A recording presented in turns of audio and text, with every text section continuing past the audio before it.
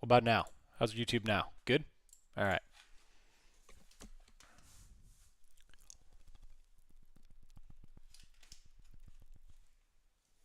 Paps is doing well, 580%. All right, little top wick off of S1.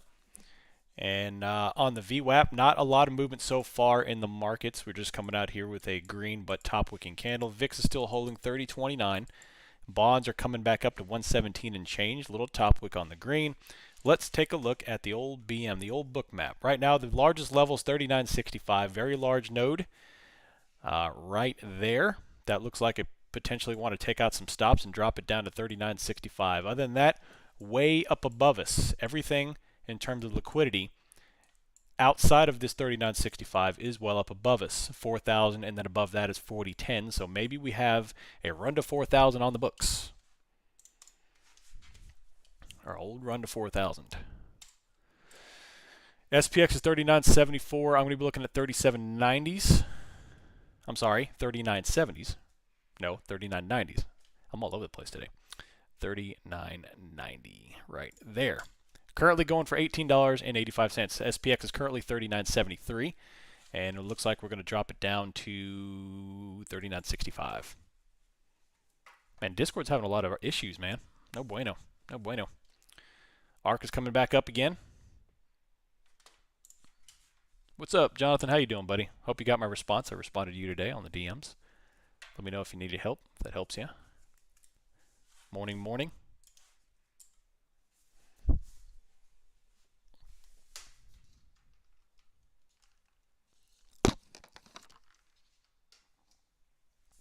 Yeah, it looks like Discord's acting up again. I don't know. It's weird. All right, so there's some red. 39.68 on ES. Wants to come down and touch this. 39.65. And then everything else is still very much above us. I want to take it pre-market lows.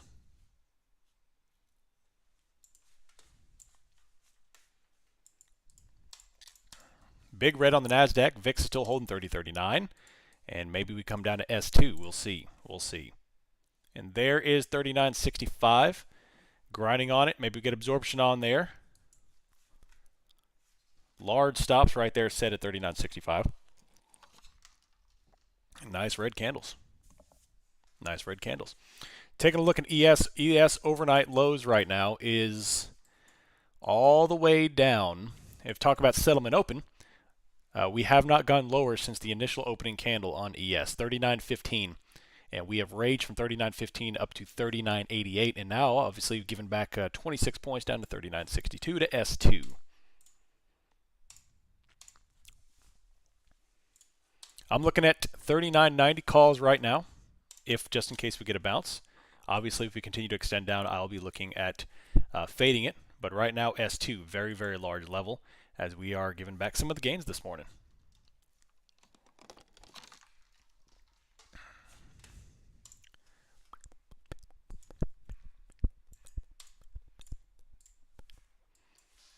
$39.90 calls. They're going for $15.35 each. Huge VIX on the green on the VIX. That's right. And then now they've completely pulled that liquidity on there, and everything is well up above us. They actually just put on 4,000 in addition to 40.10. I'm going to take a call here. 39.90, I believe. We'll see. I'm itching. If Discord's bad, it'll beat the market. Yeah, you're right. You're right.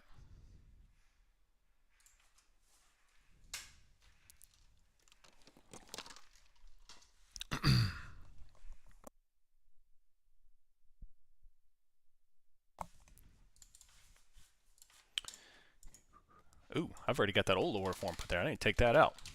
A firm.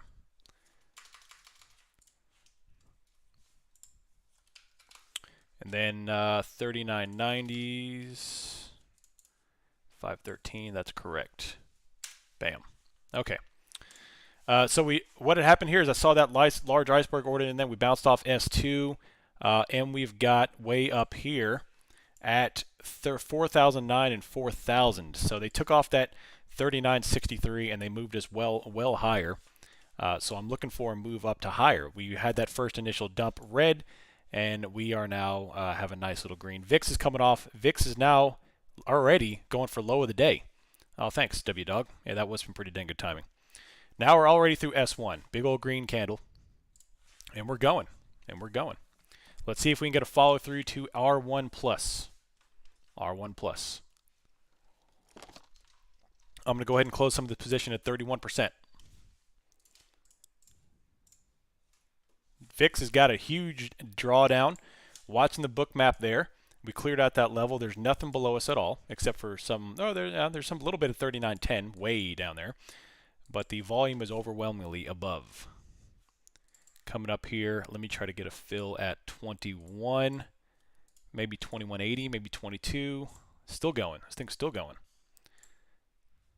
All right, I'm going to put in a limit order for a partial fill at 22.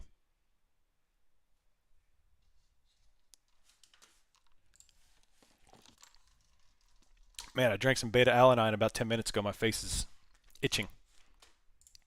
Itching. All right, little top wick off S1. Couldn't get that fill at 22 bucks, but we'll see. Yeah, Bookmap is paying for itself. It's good stuff. I love it.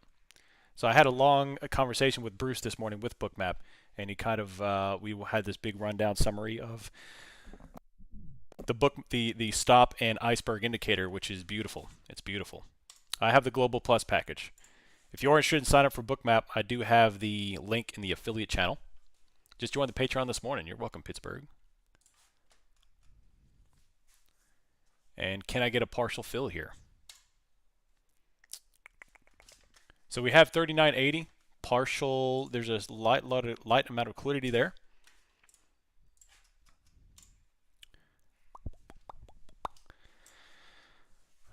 Can you talk about those indicators? Yeah. So the ones I added this morning are the stops and icebergs. The stops is obvious. It's where stop losses are placed in large quantities. And I've got the filter scrubbed to where it's got large orders, because I don't really care about the onesies and twosies. I want to see where the institutions are placing stops, where big money is placing their stops, because I want to mimic them. And then in addition, the blue is the icebergs. Icebergs are large quantities.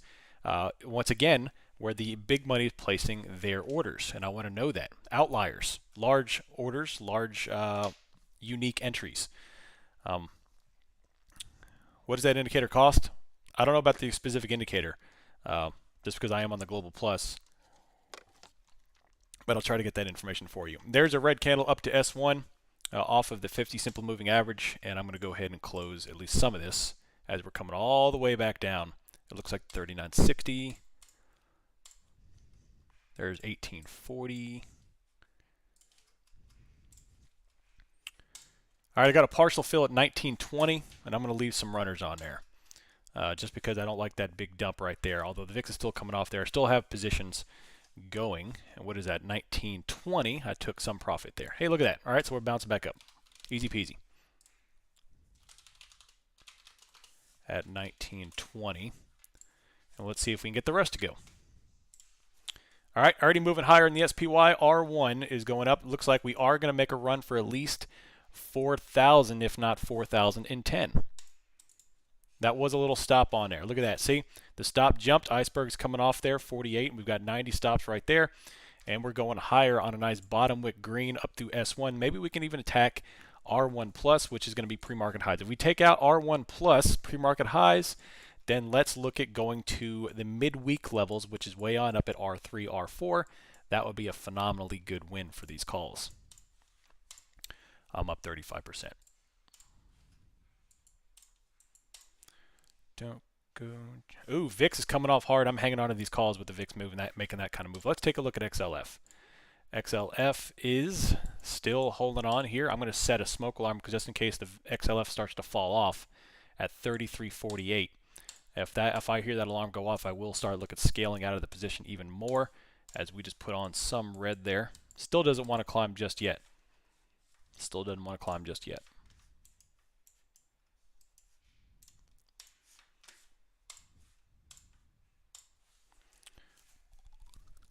So if we don't break out here on this candle, I'll look at go ahead and closing out the position because I don't want this thing to get reversed and profit take or for whatever reason drop it, because we don't have any liquidity low. Everything's higher. I'm expecting this to go up, but if the longer this sits here, the more uneasy I get about holding a position in this amount of volatility. All right, NASDAQ's going back up. I'm not getting any alerts on the XLF, which means it's not dropping yet.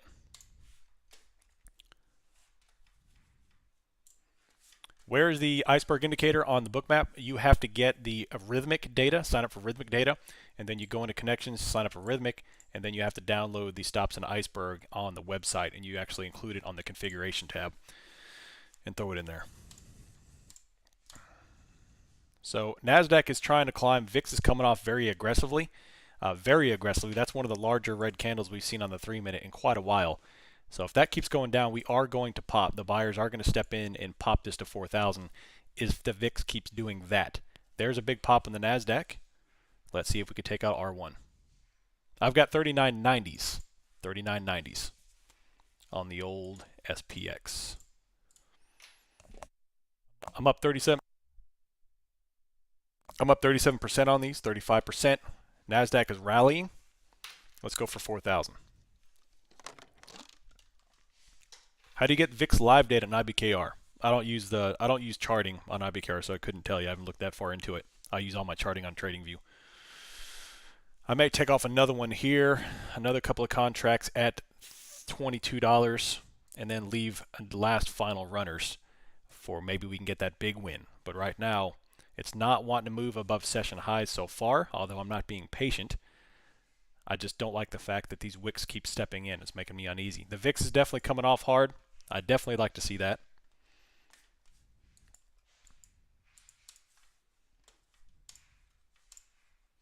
Yeah, all those analysis, man. If it's a general sweeping consensus, then yeah, the market will kind of have an effect on it. But if it's, those analysis those are jokes. Those guys are clowns. I mean, everybody was freaking out when Kathy back in the fall said Tesla was rated at $3,300, and everyone started buying Tesla like madmen, and then look what happened.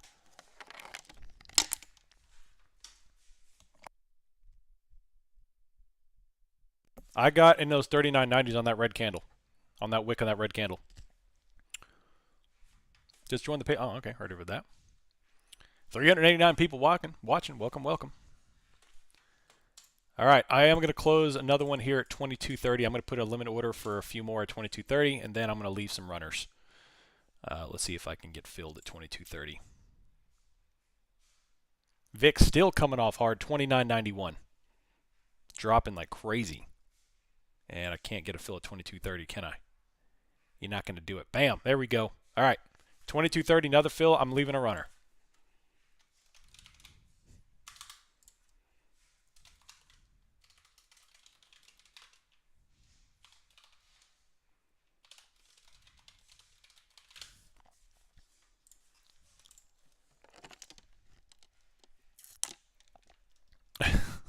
Wait, who's Phil? Took 15% there. Nice. The above. Well done. Nice. All right. So liquidity still very much above. Things aren't wanting to go beast mode upwards. We do have some green here, but it's not like beast mode here. It's coming right back up to, XLF is dropping. I just got a smoke alarm. How much is it dropping? I don't like that at all.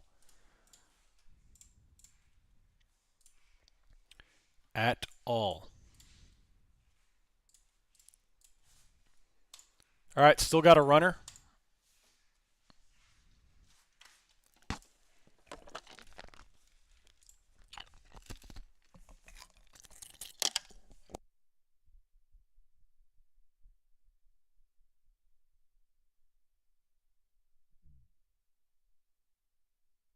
NASDAQ's moving higher. I like it. I'm up 40%. Keep going, baby. Are you typically selling in sets of your position size, or does it change per trade? It depends on confidence in a trade. Sometimes I'll leave one contract just to say, hey, I got a 200, 300% or let it go. Because I mean, one contract of SPX, even if you catch like a 200% runner, that's still a couple $1,000s on one contract. So if I have a high confidence trade, I'll leave 2, 3 runners. But normally a runner is considered 2 contracts for me. That's usually what I'm holding of SPX. And usually I'll try to scale out in 2 to 3 batches, 2 to 3 contracts at a time in batches. VIX coming off aggressively. This will throw us higher if this keeps doing this, if VIX keeps doing this. Why do I choose NASDAQ rather than ES? Because the S&P, SPY mimics the ES price movement. So having this setup allows me to track the S&P, the NASDAQ, and the VIX. So these three are my big heavy hitters. These are the big dogs. The foundation of my trades come with these three charts. Now off screen, I'm monitoring ES. I do have a fourth trading view chart up that's monitoring ES. Oh, come on. So they are going to dump this. What I'll do is I'll set these runners at break even. So with these runners, I'm either going to get 100% or I'm getting break even. So the drop is coming.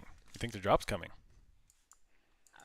So we do have liquidity way down 39.10. We've got a very, very large iceberg up here. They actually just transacted that. Okay, so that's gone. And then up here, 40.10 and 40.21.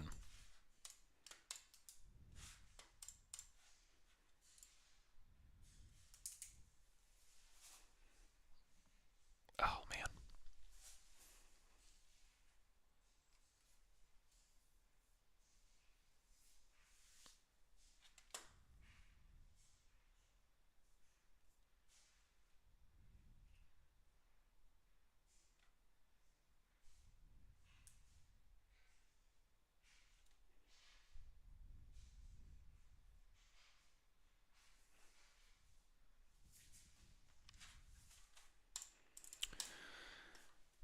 It was, but they transacted that. So what's the difference between an iceberg? You know, icebergs are aggressive orders that are the problem with those is you don't actually see those icebergs until after the transaction. But they're it's a way for us to monitor order flow of the larger players, the big money. It's important because obviously, we assume that the big players know what they're doing, or they at least know what they're doing to a point where they know where they want to move the price action. So it's a way for us to monitor their unique and outlier orders. And that's a big old iceberg right there, 2250.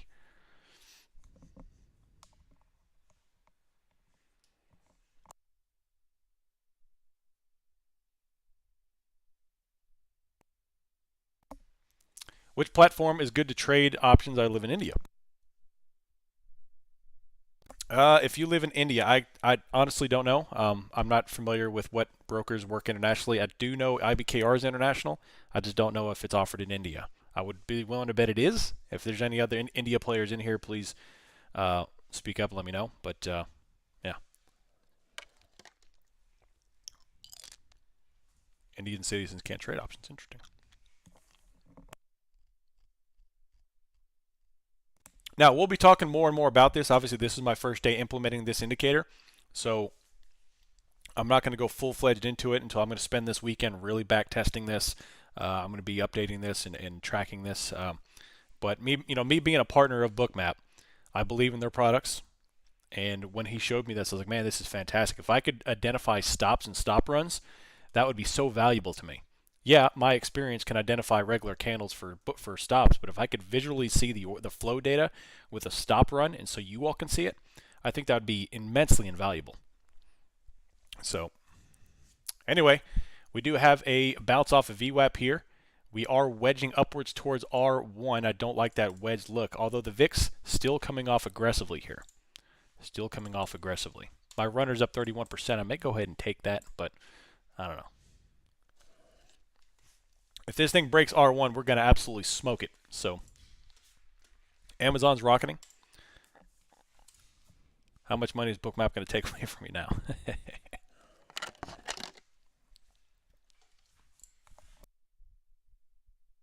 I still do use the volume profile. Yes, Jonathan, I use it every day. I use it in creating, it's one of the tools I use for my SR levels. I don't use it live on my charts because the data is already brought into my SR levels. But I use it every day on calculating SR levels. The POC, I'll give you a hint, the POC on the daily and the 30-minute chart is part of one of the data points for my strength levels. What are runners? Let's say, for instance, you buy 10 contracts and the position goes green. I scale out, so in that instance, I would scale out. I don't know, 3 to 4 contracts at a time. I would sell 4 and then sell another 4 in profitability, and then I would leave 2, and that would leave 2 runners. So 2 contracts as runners to say, all right, well, if this thing skyrockets to 100%, 200%, I've got 2 runners to capture those gains. But I'm already taking off profits to pay for the transaction. So now, if those 2 runners, like if this reverses and drops to 390, and those 2 runners get crushed, I am still profitable. No matter what, I am still profitable. So, leave runners on. I very rarely leave the whole position on to run. I think it's bad practice because, yeah, sometimes you can get that big old fat win, but sometimes, a lot of the times, you'll get reversed and you end up destroying it. It's just not worth it to me. I make it a very consistent practice to take profits and scale out a position, so I could lock in my trades, so I can lock in the profits and pay for the trade, quote unquote, pay for the trade. All right, there we go. We blasted through R1. Can we hold it? Where's my position at now? It is up 53%. Let's keep going. Now 54, now 56, now 58, now 61. And let's see if we can keep going. Sorry to interrupt. Which package do we need for the iceberg thing? You need the rhythmic data. And then I use the Global Plus. I think you can do it on the Global Plus, but on the Global, but I use Global Plus. But you will need rhythmic data. 63%. Can I get a hundy? Can I get a hot tub? Gospel of profit taking. That's right. Let's take a look at the old Bookmap. What's it doing? So we do have a strengthened level at 4,000. I don't know if I'm going to get the 100%er today because we have a lot of resistance here at 4010. We have to break through 4010 to really get up there. Just like that. I mean, look at this. I'm leaving 2 SPX. My runner right now, I've got 2 SPX contracts left. They're up $1,400 each right now, just for 2 contracts on SPX. My profit on 1 contract is $1,400 right now. So if I leave 2 runners and they go to 100%, we're talking thousands of dollars just for leaving 2 runners on SPX. So you don't need much. If you leave a runner go to 200%, I don't need to hold 6, 7 contracts. I can make a couple of thousand just on 1 or 2 contracts. That's it. Nice and easy. I'm not greedy. I'm just going to let it run. Just scaled in more. Nice, Jonathan.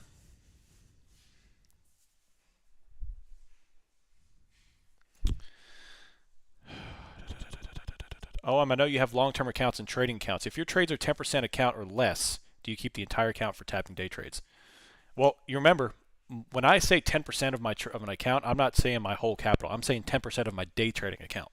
So I'm not trading with, 10% of my entire net worth. That would be terrible. Very risky. I'm trading with 10% of my day trading account. So I've got my main account. I've actually got 2 day tradings account. I've got mine and I've got one I opened for some stuff over the past few months that I've still done very well on. But I'm doing about 10% of my trading account.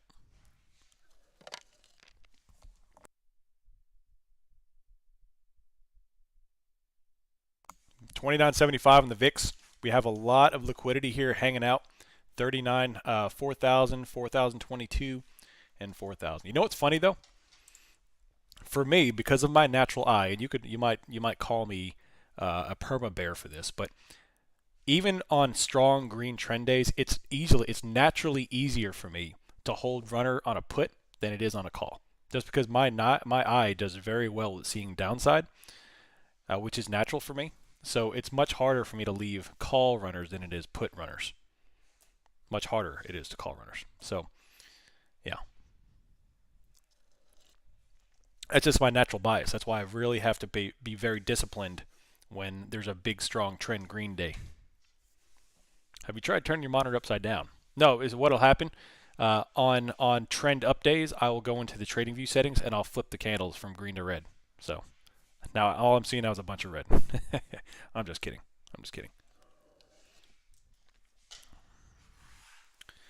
All right.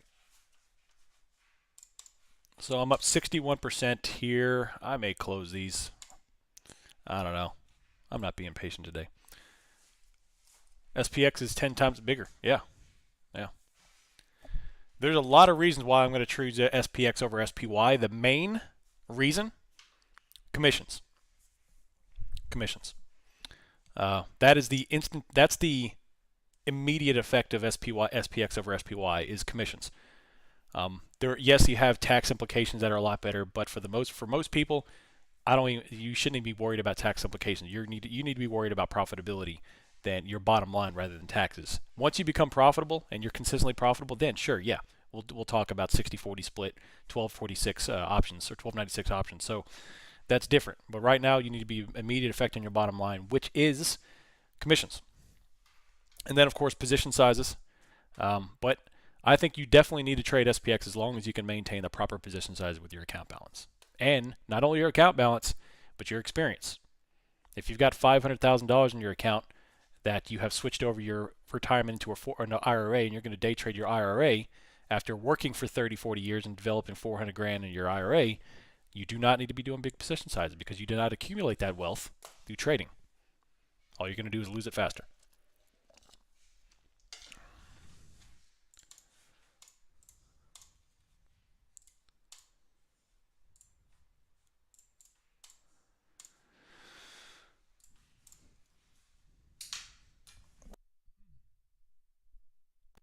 Do I think today will be a trend up day? I'm not going to speak for the day. I think we're going to have a trend up morning. I mean, the way the VIX is acting, it's come off very hard. What's that? We talked about that yesterday. That's what I'm going to be looking for to really pop in some calls, is that big down action. So it's coming off. We do have a lot of liquidity above 4,000, right at 4,000. 4020 is the big node. I would be surprised if we never touch 4020 this morning. I'll say that. I can't speak if we're going to fall down here and reject and all that kind of crazy stuff, but you absolutely do have to learn. You have to definitely earn the right to trade size.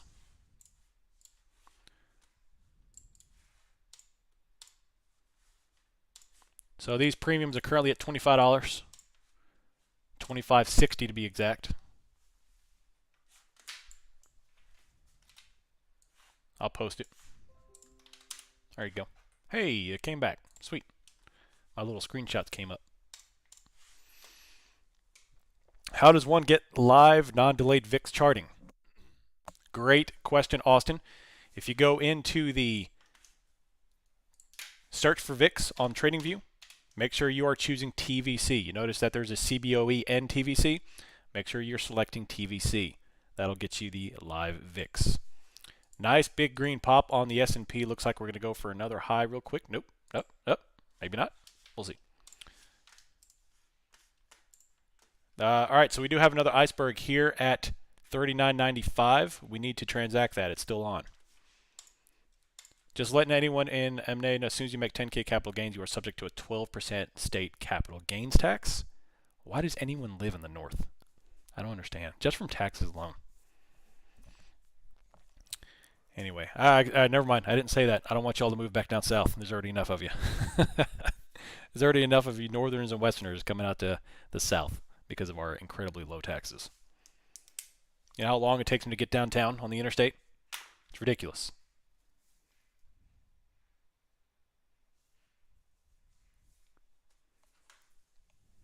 All right, so there's a new high on the day, SPY. Isn't it a great feeling, Van Sleasington? It's a great feeling.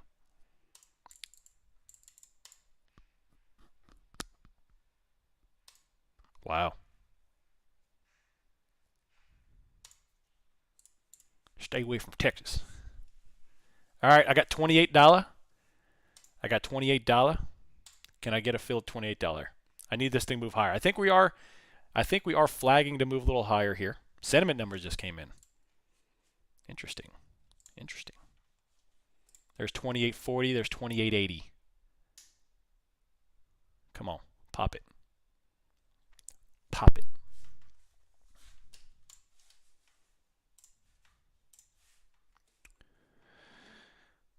There are no commissions for trade. No, there are commissions for trading SPX contracts. They're 50 cents a piece with E-Trade for me at least. However, because it's 10-to-1 ratio versus SPY, so if you're trading 100 contracts of SPY, obviously you could do the math of commissions. You would only need to trade 10 contracts to make the same trade, which would be, fraction of the commissions. There's $30. Am I going to give me a 100%er? Are they going to give me another 100%er? Let's do it. So I need $32.40. $32.40 to get there. I am almost there. Let's get it. Any hints on not being able to hear OM in voice channel? I don't know.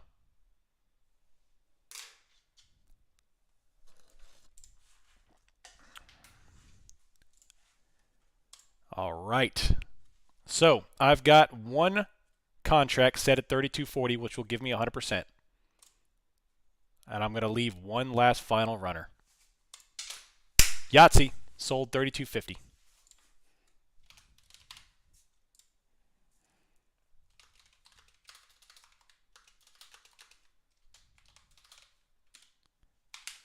Let's get one more.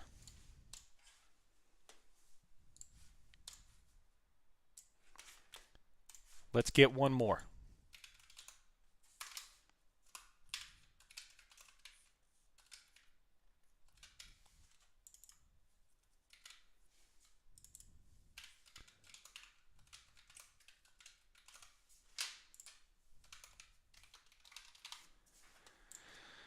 Oh, yeah.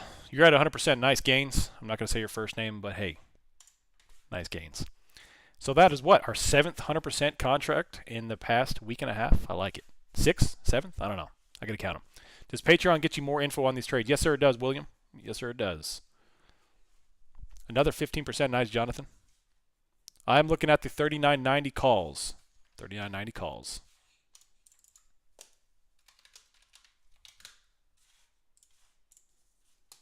I have one single contract left. That's all I'm holding. No other contracts. I have one contract of SPX left.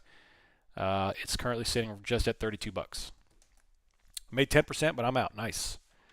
All right, so look, we are kind of fizzling out here just a touch. We have 40.10, 40.20. I don't know if we're going to go higher or lower here, but I'm looking. We are currently above R1. That was a significant level. Other than that, we have R... Uh-oh. All right, I made a mistake. All right, I indicated on the charts that R5 is significant. It's not correct. That's actually R6. I made the mistake of indicating R5 is as strong, but it's R6. So I am going to make that change right here. Obviously, R6 is not plotted. I won't plot that until we need it, if we need it. But I'm going to come back through here. Bam. All right. I should have taken that away. All right, good. And save.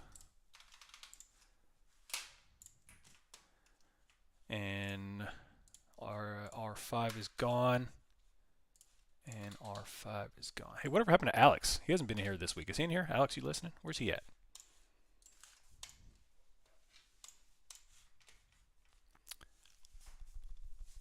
You're welcome, Mason. You're welcome. How long roughly are you willing to leave 0DT positions off considering there's high theta decay? It depends on the price action. If the price action is going my way, I mean, I'll hold them all day long. Your goal is you want delta to overcome your theta. As long as delta is overcoming theta, you've got no problems. And you only get that movement of delta if the price action is moving in your favor. So I'll hold this. If this thing does rocket all the way to 40, 410, I'll hold this thing all day long. If it starts chopping, then I'll give it about 20, 30 minutes and I'll exit and I'll re-enter a different position is what I'll do.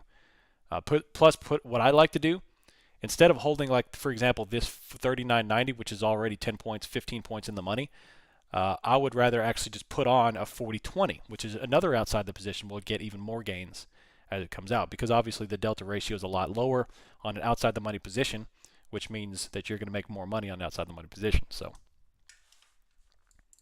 it seems like playing multiple contracts and scaling out, leaving runners, allows you to be more profitable. Absolutely. Absolutely it does. Now, obviously, it does require a higher capital requirement because you need to play more contracts. Yeah, true. But yes, it definitely leaves you flexibility, and it leaves you the ability to, what I like to call, paying for the trade. If I can make enough profit on the original contracts to leave runners on, and no matter what happens to those runners, I'm still going to be profitable, quote unquote, paying for the trade, then it completely, like right now, I've got one contract on. I don't really care what happens here. I've already got my 101% locked in and sold. So I've already got 101% locked in profit. I'm already up significantly on this trade. So I don't care what happens to this contract. If it falls all the way back down to S1 here, cool. I'm going to leave the risk on just in case this rockets to R4. And I'm allowed to do that because I've paid for the trade.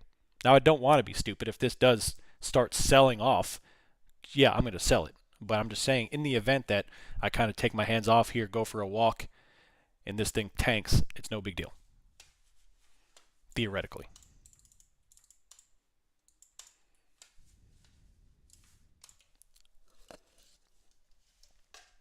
So.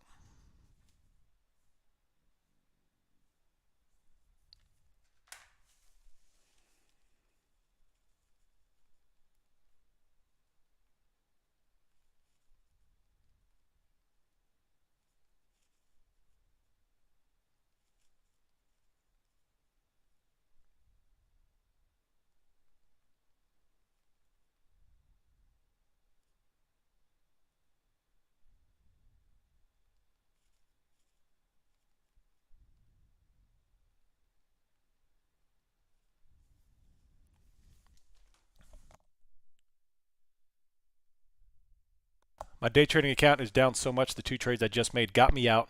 15% account gains. Nice, Jonathan. Well done. Well done. That's all you got to do. Keep chipping away. Stop thinking in terms of home runs and big wins. Little by little, day after day. Nice grinding it out. Do I think this is a fake out? I don't know. All I'm doing is going with what I see. Right now, the VIX is acting appropriately.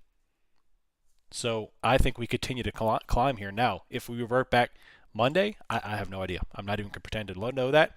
I will say next week is OPEX. So a lot of times we get a very large upward price action with OPEX.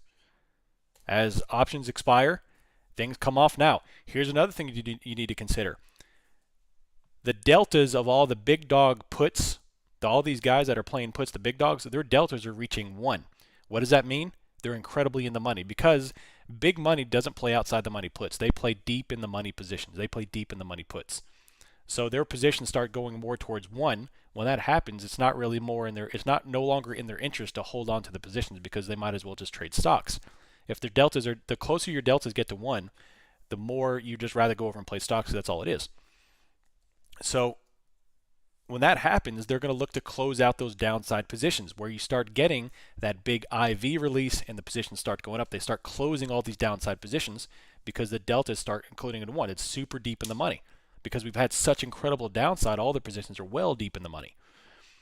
So if that starts to happen, in addition to options expiring next week, we could have a bull rally. I just don't know. All I'm trying to do is trying to formulate all these different scenarios which could happen. So,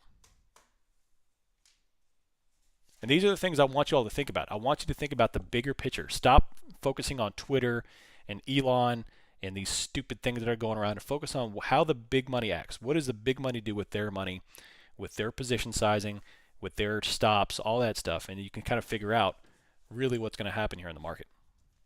All right, here's another attack of 4,009. And my positions are back over 100%. Let's see if we can go higher.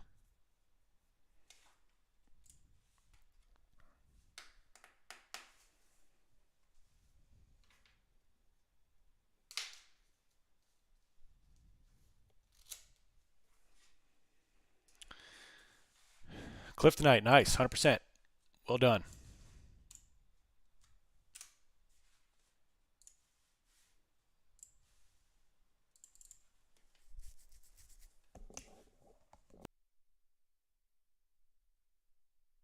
Yeah, this looks like a leg to move higher. That's what this looks like.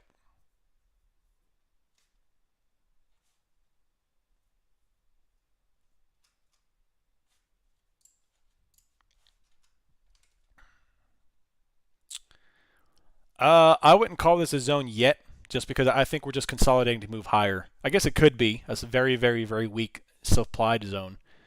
But right now, I think we are going to consolidate and move higher. That's what it looks like.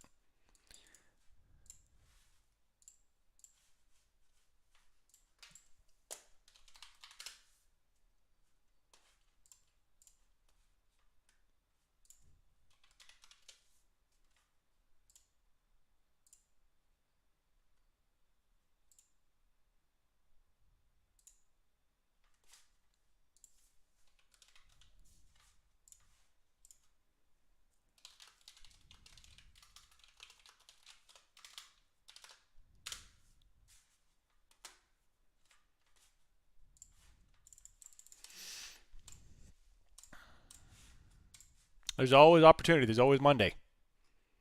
Always Monday.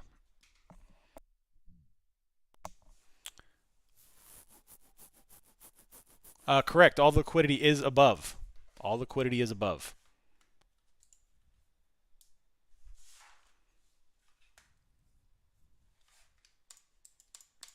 How do you find your pivot points? Every calculator I use is much different than yours. I am looking. What was that? I know you posted that again. Added a few tickers to my long-term account. They're all green. Is available to put a stop loss and break even, so I can enter lower. It depends on you. It depends on their particular position.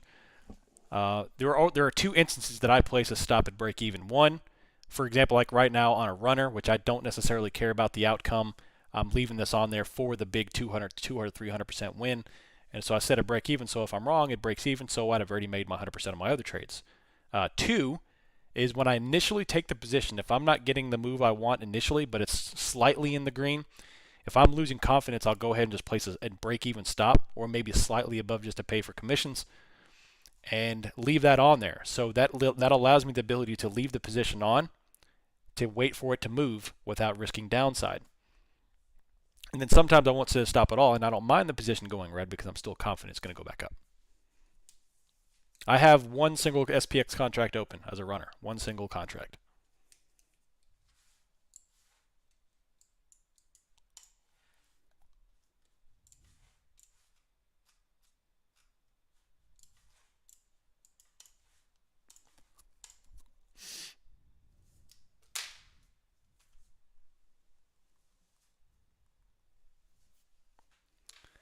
All right, so my pivot points are based off several different data points.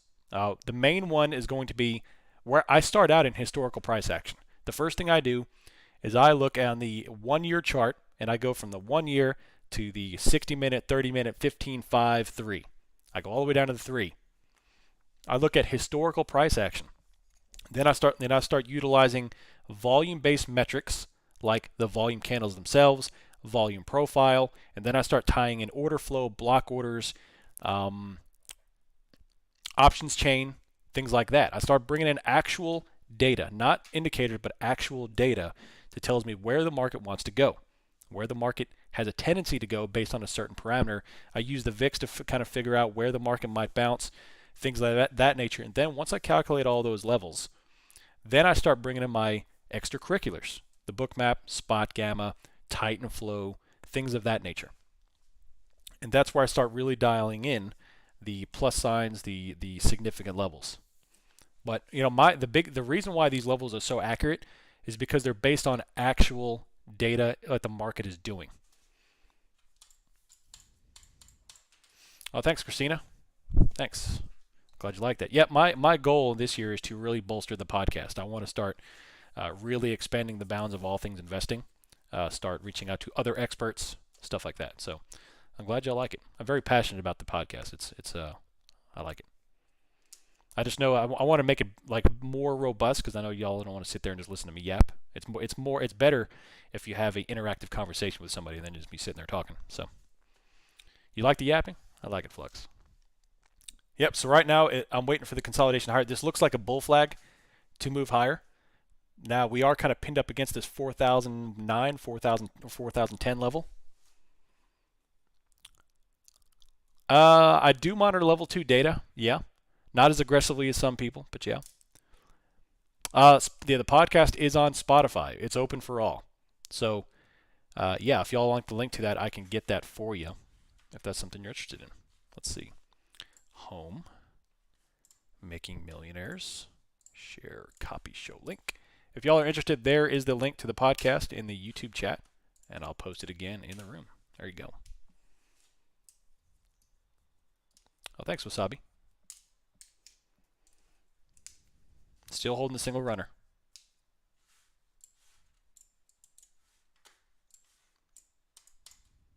Oh, that's a great one. Yeah, that was one of my favorites.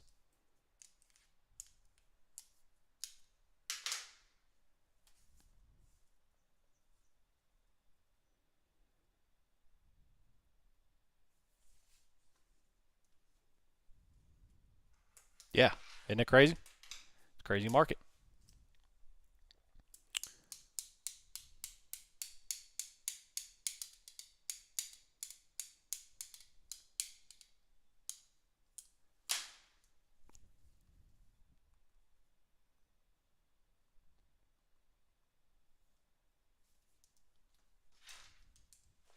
Top Gun 2 in a couple weeks. That's right. I already told my neighbor, he's my good friend, I told him that when that movie comes out, I'm going to queue it up in my theater room immediately. Viewing party at OM's house.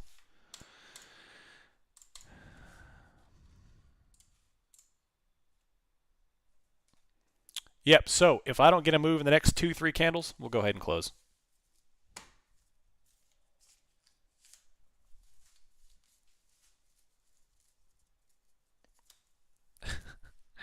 Heck yeah, I'm in a good mood to start the day off with a 100%er. I'll take that all day long. When did you add your position? I opened it down here on this wick up of the red.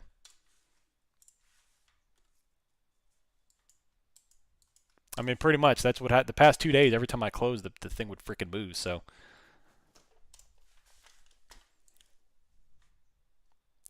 All right, so let's make sure we're staying on top of things here. We do have liquidity lower. Ooh, interesting.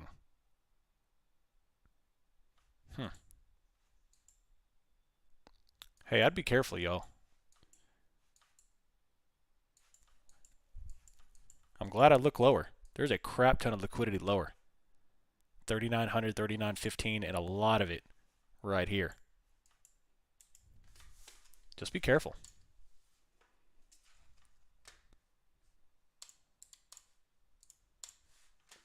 This could be a bull trap. In fact, you know what I'm going to do? I'm going to go ahead and look for an exit here. If this thing pops up to 4,010 again and takes out this, I'm going to go ahead and close and reposition. Because I definitely don't like that liquidity looking so much lower.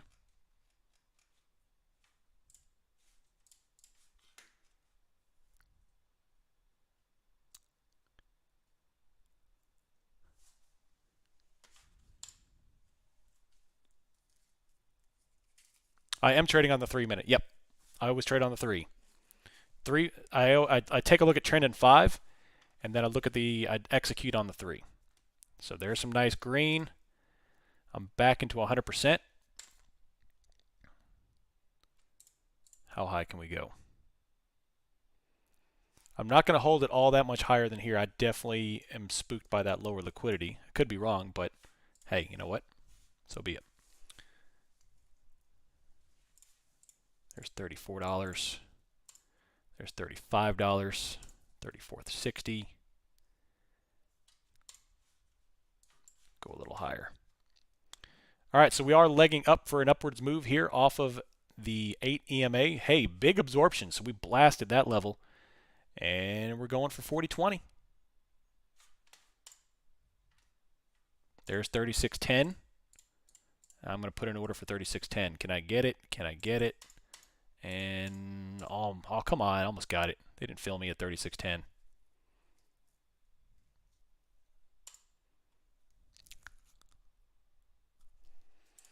There's 34.85.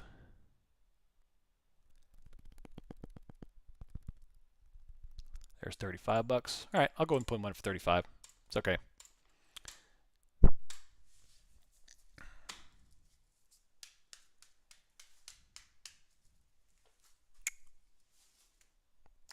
Bam, filled 35.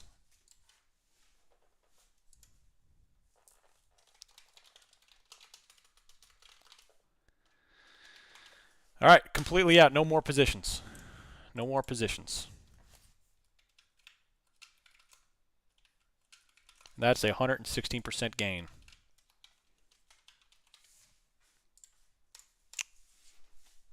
I put from yesterday's down 85%. Oof. Oof.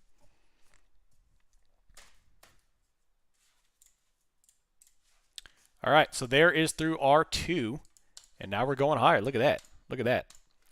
They blasted 4,010, and now it looks like they're going to take us to 4,020 on ES, which is another 5 points. So they're just legging us up. After that, we got 40.40 if we're going to go that high. NASDAQ is now up 3.14% and climbing. So now what I'm going to do, for at least until we get to 40.20, I'm going to come over to the NASDAQ and scalp some futures. And then once we kind of settle again, then I'll look at playing another options contract. 12% on my account today. Nice Sergeant Slap stuff. Brought myself back from the brink of destruction this week. Nice. Nice, Scotty. Well done. 10% gain on the first trade. Nicely done, William. Well done. Awesome stuff.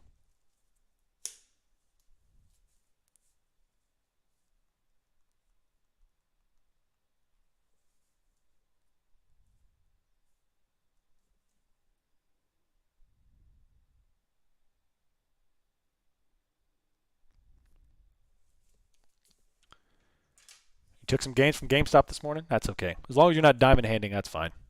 It's not GameStop stock that I don't like. It's the, it's the community around it. The diamond handing, the YOLOing, the full porting, that kind of stuff.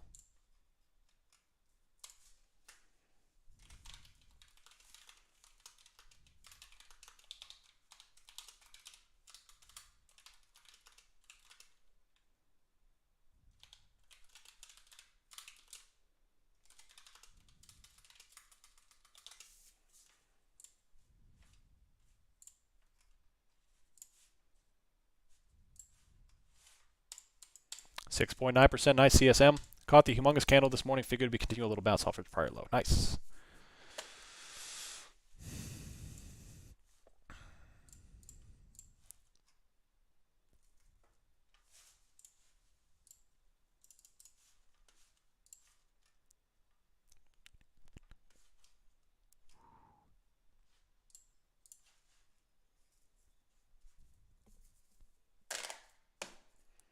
So we've got on ES, we've got an iceberg up here at 40.15, and then we've got 40.20 is the next level, and then above that it's 40.40. So we do have considerable liquidity above us, which may continue to pull, but we also have a crap ton of liquidity they put back on today well below us. Now, I don't know if that's something they're going to negotiate next week or not, but for today, it's still on there. Nice, Damien, 4.5%. Man, he's killing it. Every day you're coming out. I know you had that loss yesterday, but coming out and doing it.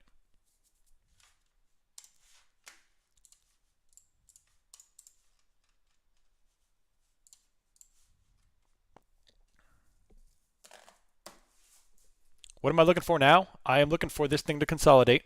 I just exited my final position, so I'm not holding anything. And I'm looking to move from here.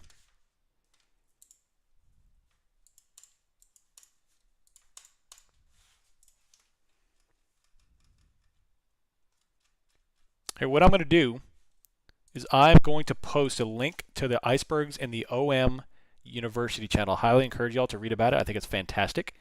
And I can kind of go over it here as well, but I'm going to post it in the OM library channel. Definitely go click on that, read into it. It's good stuff. Nice, Sir Andre. Another 10%. Y'all are killing it today, man. Killing it.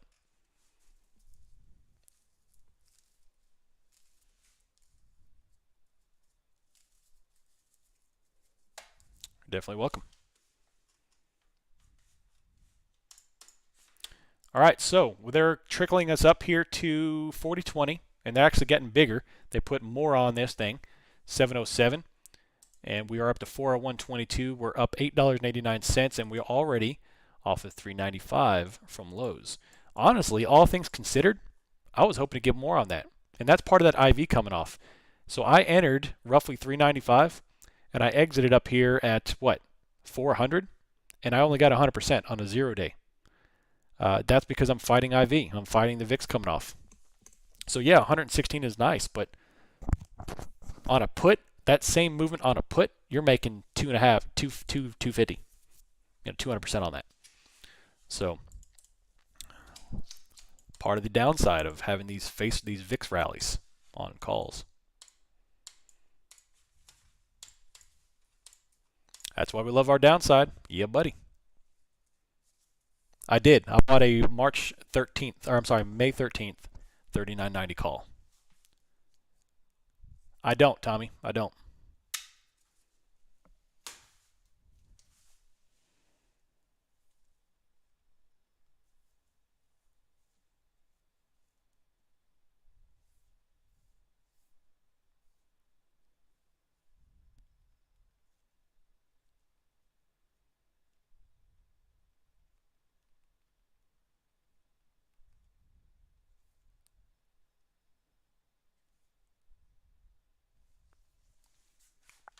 So SPY just about to put in another high here, trying to fizzle out there.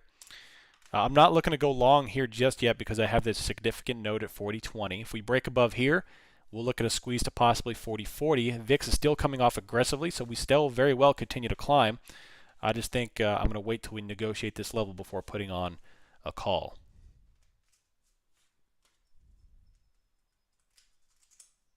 Oh, you're talking about selling. I'm sorry. Yeah, right now I'm just longing options. I haven't sold it. I haven't written any premium in a while just because the market's way too volatile for me. I don't like it.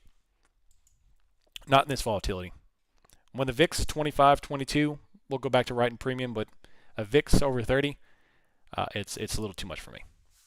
Now the VIX coming off like this, we're going to continue to squeeze as long as that happens. So now if we come coming down here, where does it stop? Okay.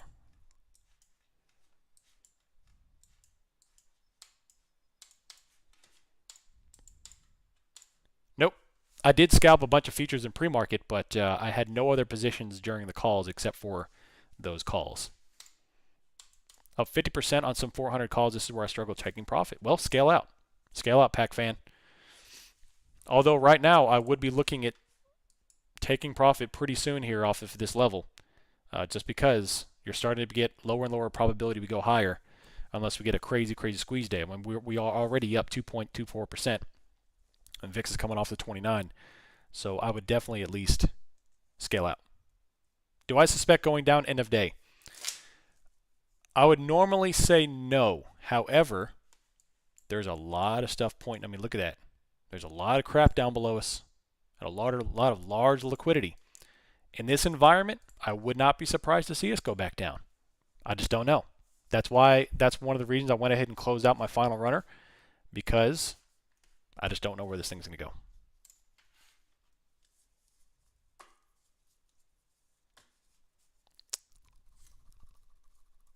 Yeah, definitely.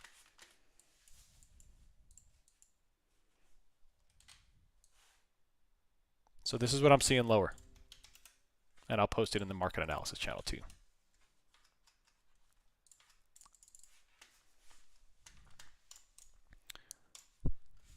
And there's still a remaining iceberg setting at 39.59, 39.60.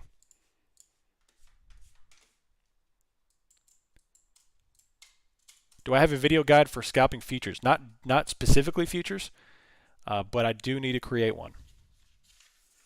In fact, this weekend, by the way, that reminds me, this weekend is our second Zoom call for the second tier, Options University Tier 2. And one of the things we are going to be talking about is futures. I know a lot of people ask me, I get DMs all the time about how to trade futures. And we are going to be discussing that, both the good and the bad of futures, the pros and cons, because it sounds all glamorous to make 50 bucks a point on ES or 20 bucks a point on NQ. But there's some shortfalls too that not many people really focus on, and that's something we need to focus on. So we're going to be talking about that, as well as several other things that y'all talked about, and there were a lot of great content you requested in these Tier 2 channel. So keep it up.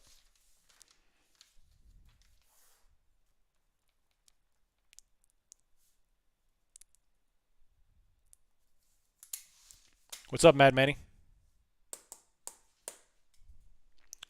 What do you teach in your course? Well, I don't have a specific course per se. I do offer the Tier 2 that we have 2 to 3 Zoom calls every month that we discuss on a classroom setting, a closer setting, specific strategies while the market's not going. So they're during market off hours where we can focus on teaching and not have to worry about trading. And we can go over your questions, my questions, my system, your system, and just a little bit more customized. So Titanic alerts, a firm new low on the day, short sell volume. Interesting.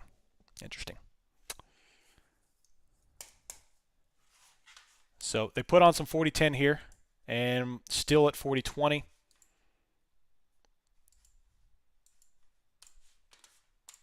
Europe is big green. Be advised, I will be out of the office from about 1300 Eastern till about 1500 Eastern, give or take.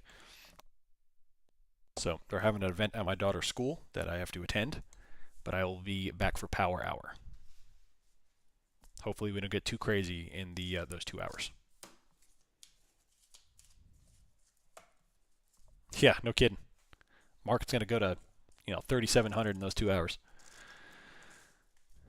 $100. Tier 2 is $100. Is Bookmap useful for individual tickers? Yes, it is. In fact, if you see, I have Apple and Tesla loaded up here. I had Amazon, but I took that one off. So, yeah, it is useful. It is useful. I have 3 kids. I have a 11-year-old boy, a 7-year-old son, and a 6-year-old girl. Monthly, correct. Yep. Yeah, we can take a look at Apple real quick. Let's take a look at Apple.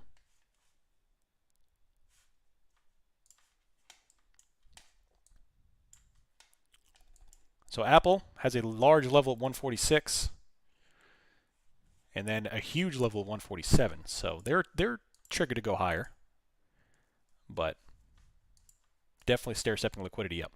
You got to be careful with these nodes, with the nodes on the other ticks though, because they're so much cheaper that the volume is going to be so much higher that they're going to be levels all over the place, and it's going to look like large levels, but you really have to use your filters to filter out the truly huge levels, because you're going to get some massive numbers. So, rhythmic. I need rhythmic. Okay.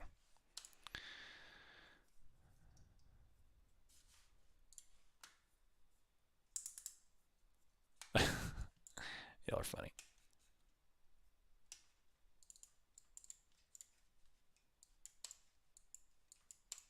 I'm out of my trades in my cash account. Nice. TWW. Have a good rest of the day.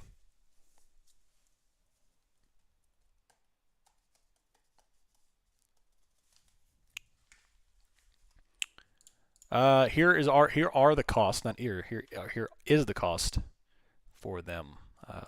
Copy. Bam.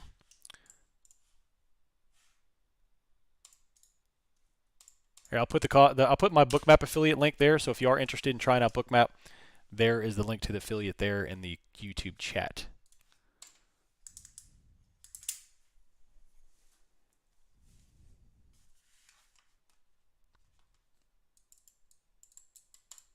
Tier 1 is $25, $25. I try to keep it cheaper than everything else I found out there. There's a lot of dudes starting out at $50 and $80 and $200. So I'm trying to keep it, below everything else.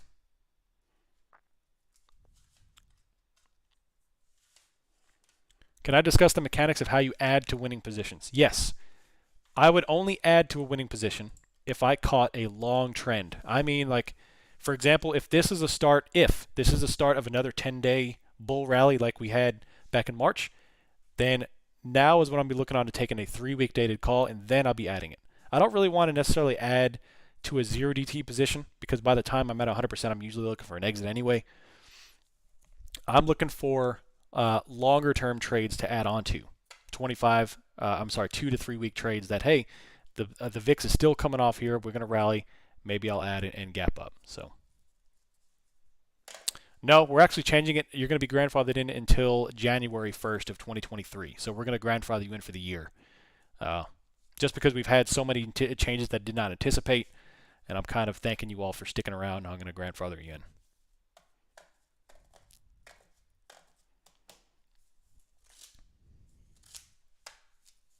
Oh, thank you all. I appreciate you all greatly.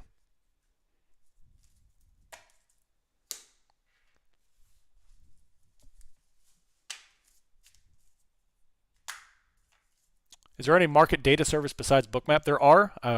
This is the only one I recommend. This is the only one I use. But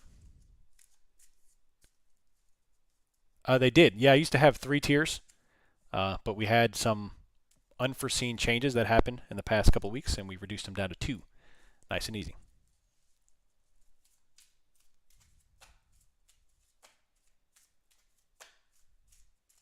When will you take on more theta? When the VIX starts coming back inside the mid to lower 20s, I will go back to theta.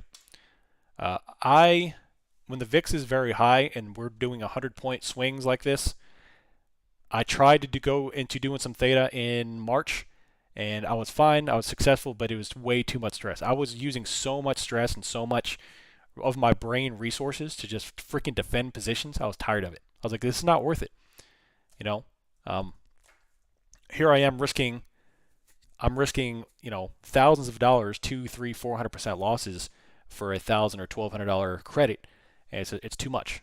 So credit spreads are great, but for me personally, in this environment, it's not worth it. So I would rather wait for the VIX to come off. Not to mention, obviously, long options are working quite well. So why would I try to go back to credit spreads right now?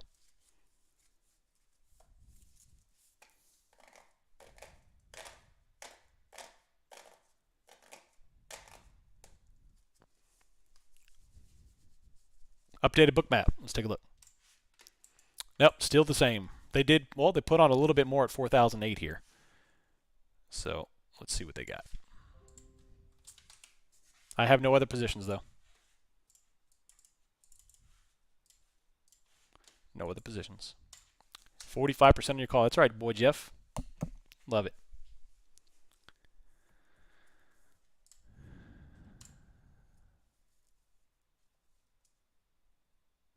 Oh, look at that. Saving that from January 31st. It's a great, great reminder, Scott.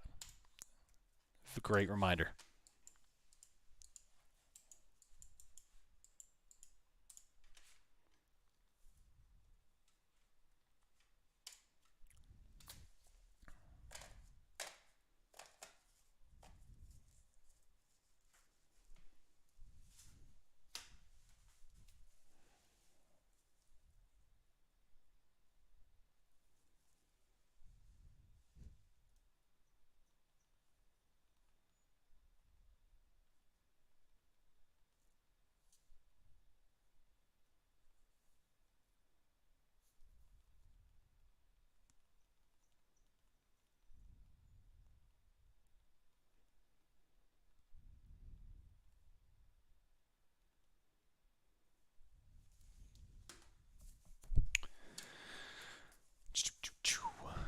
What's the ideal stop loss on SPX calls and puts? Depends. If you are using 0DT options, you're gonna have to put up with a little larger losses percentage-wise. If you're setting like a 5% stop on a 0DT position, you're gonna get stopped out all the time, So that's why I really encourage you. Not to mention, to back that up, I would not recommend you trading 0Ds unless you're pretty attuned to your system. Because if you're trading zeros and you're not necessarily comfortable with day trading or option scalping, then you're going to get destroyed. So please go for a longer expiration. So for zeros, when I start hitting 20-25% losses, when I start getting really uncomfortable in a 0D position, and I'm looking for an exit. For a longer position, for a longer expiration, then maybe 15%, 17%, somewhere in there. Any idea when the bulls will get tired?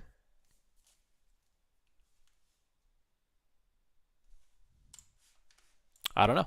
I want to see this level negotiated. There's a very large amount of liquidity here at 4,020. And we need to see.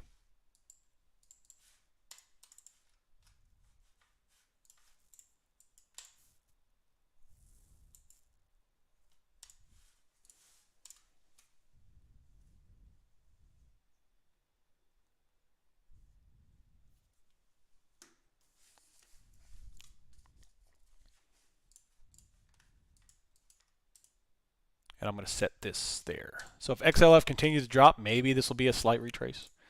SPY coming up 470, I'm sorry. Translations of 4020 is, let me see.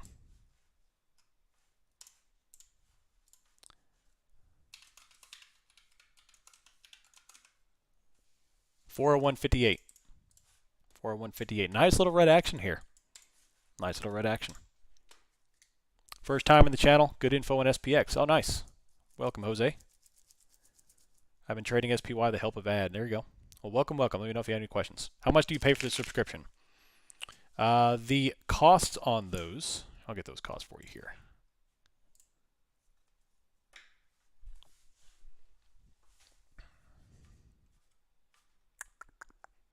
The digital is $19. The digital plus annual is $195. The global is $49 a month, and the global plus is $100 a month. $100 a month.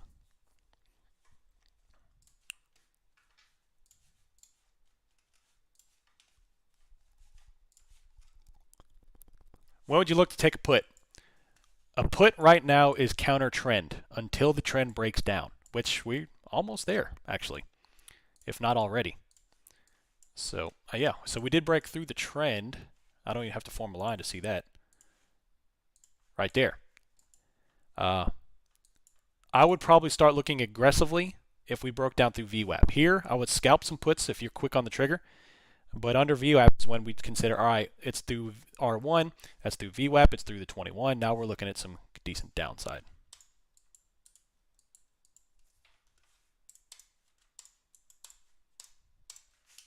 Let's take a look at the book map. The smoke alarm hasn't yet been triggered on my XLF, but we are kind of moving away from 4020.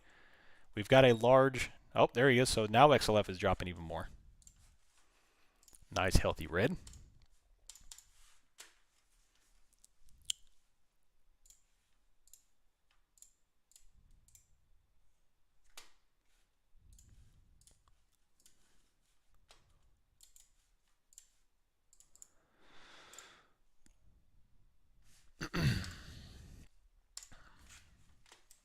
Because I do have to refresh the book.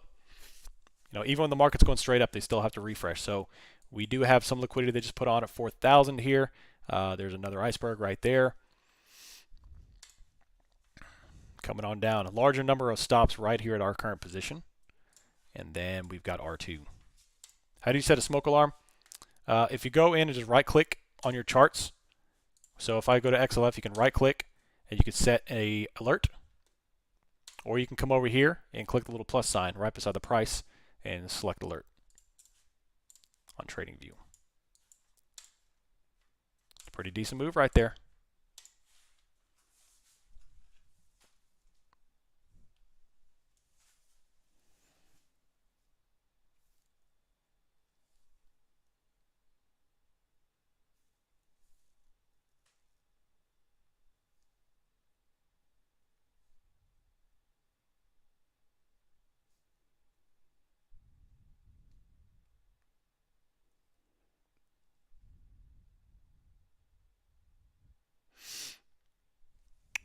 Hey, nice red. So I did bring up some put forms, but I didn't take an entry. But I regret it now. That would have been a nice, man, a $16.90 to $20 already. Nice Murphy's Outlaw.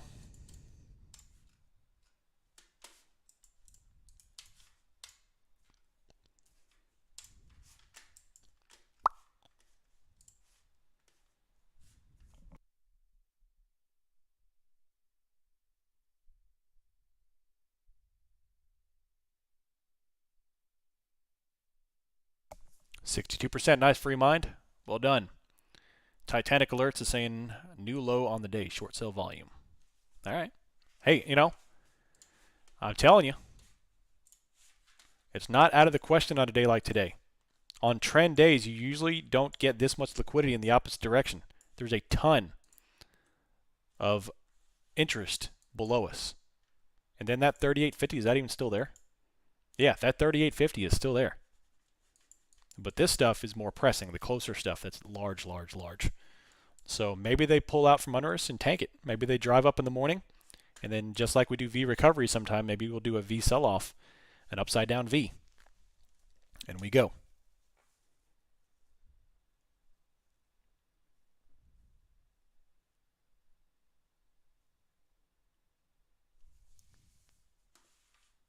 I trade outside the money positions. Outside the money positions.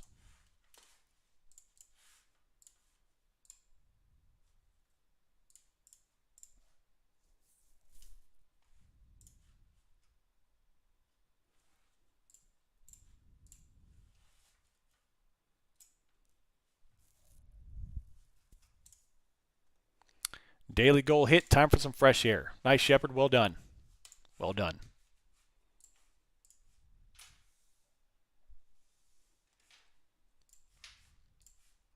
$35% gain. Nice, Devin. So now we are just calling him back up 4,008. And a nice little hammer off of the 21 EMA. Do I trade one contract at a time? I trade multiple contracts. I trade SPX.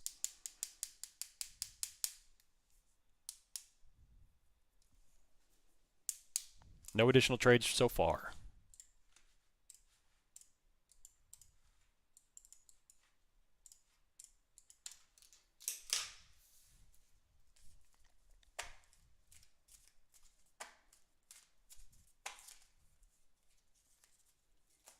Discipline equals money. That's right.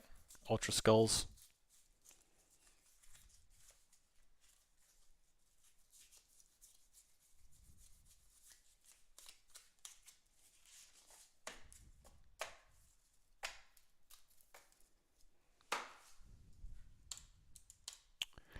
I still backtest spot gamma. Yeah, I use it for correlating levels. Yeah, I do. The reason why I still follow spot gamma is because the dude is so incredibly knowledgeable about the options chain and how the market mechanics work in terms of delta and how IV works. He's very much in tune to market mechanics, so that's why I still read his stuff. It's good stuff. His write-ups too. Super knowledgeable guy.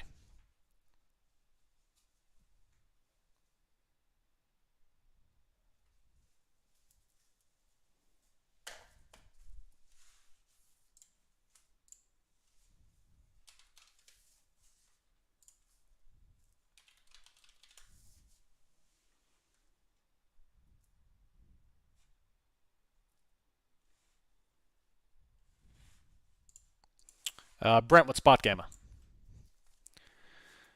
Conversely, the guy I talked to on Bookmap is also named Brent. No, Bruce. I'm sorry. Never mind. Do you have recommendations to things to study deal with the psychology of trading? Trading in the Zone is a great one. There's a lot of great. There's a number of psychological books. Trading the Zone is a great one. How I made $2 million in the market. There's a lot of great books to read, and you can pick one. They're all pretty much of the same theme. Yeah, Trading the Zone is fantastic. I would probably recommend that one first and foremost in terms of psychology. Now, I will tell you, the best psychological books I've read are non-trading related. You know the two that I do, The Extreme Ownership and Can't Hurt Me. Those two books right there, it not only helped me in trading, but it's helped me my entire life. It helps me become accountable to myself instead of blaming everything else. And the discipline nature is huge, and it's helped me everywhere. Extreme Ownership and Can't Hurt Me. Those two books. Can't Hurt Me is a phenomenal book. That dude is a monster.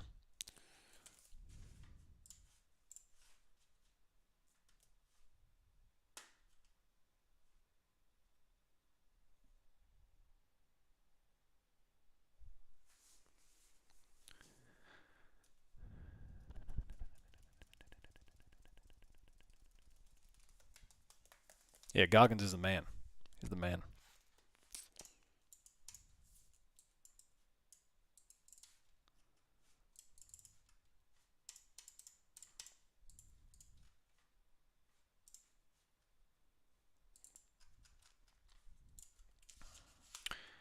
What can it mean if ES does not touch the Bookmap level 4040? Well, the bigger one is 4020, so that's the biggest one, or 4020. I see what you're saying.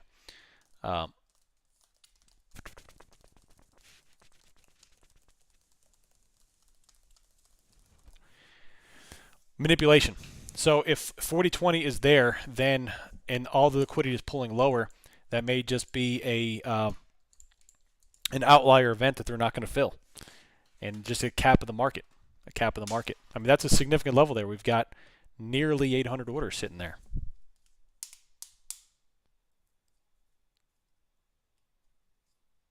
Do I trade counter trend? I do trade counter trend. When I trade counter trend, I am scalping. I'm actually a pretty dang good counter trend scalper to a fault, because I tend to look for counter trend trades during a trend, which is actually surprising. I haven't played any puts here. So most of the time, trading a trend is your friend. In fact, 100% of the time, trading a trend is your friend. If you're good enough to trade counter trend plays, you just have to be aware that 9.9 times out of 10, a counter trend trade should only be a 15 to 20 second scalp, because this would have been a perfect counter trend trade. Put, exit. If you are taking a put here hoping it's going to fall all the way down to R1 or S2, you would now have given back a significant portion of your gains. So all counter trend trades, I encourage you, extremely fast, in and out, scalps, and then you get back to business, which is taking calls or longing futures here. How do you put the numbers in your Bookmap charts? Do you mean the blue-red, those are icebergs and stops. You have to subscribe to the Rhythmic data and then download the icebergs and stops data package and put it on there. You'll do that by going into the configuration tab and putting on the actual stops and icebergs right there. So there's a nice big green. Apple's taking off here. Ooh, Apple new highs. Apple's being a silly goose. Microsoft is up. Amazon's up. Google, Tesla, NVIDIA, UNH. Crazy stuff.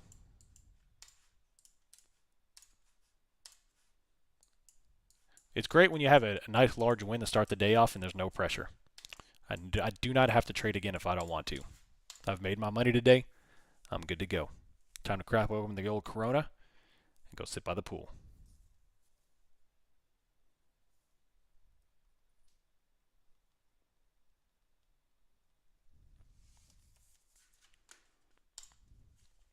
Oh, yeah, COVID.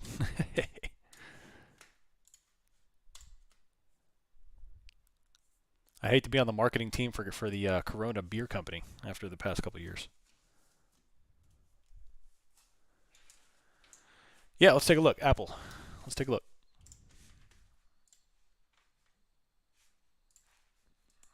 So those looks like they're come up and double tap 147.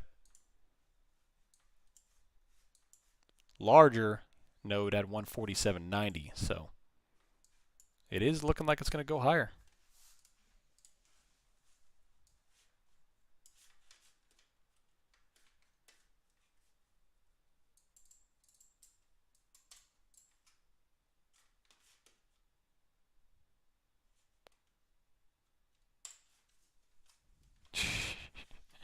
I bet that joke got old for bartenders around the country, around the world.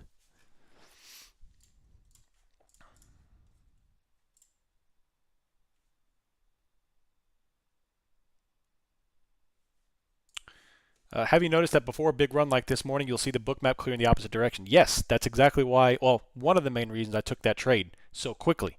Y'all know I don't take trades very often in the morning, but when I saw this candle form right here, I saw it bounce right off of my level, which is S2+. That's a high confidence trade right there. And then I saw all the liquidity at 39.95, at 4,000, 4,010, 4,020, 4,040, and there was nothing underneath, nothing. So I see all this dark red levels way up here, and I see a bounce off S2. I see the wick. I see volume fade.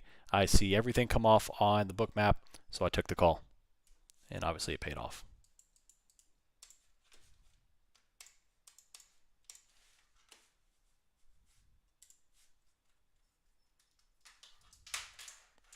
Let's take a look at Amazon. Yep, I'll have to subscribe to it real quick. I just took it off this morning. DX feed. Let's go Amazon. Let's subscribe. Stopped out for a profit. Nice minor roll. Minor roll.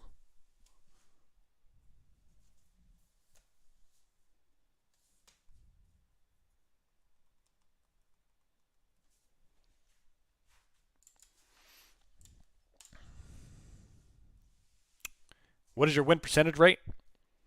I couldn't tell you the exact number. Last I stopped tracking, it was above 80%. I stopped tracking it because it stopped becoming important to me.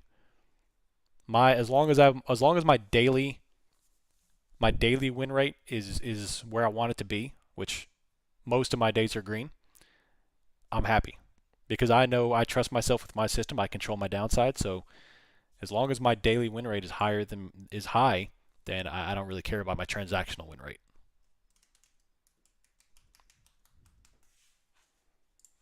I mean, the transactional win rate is great for marketing. It's great to post, hey, I got 91%.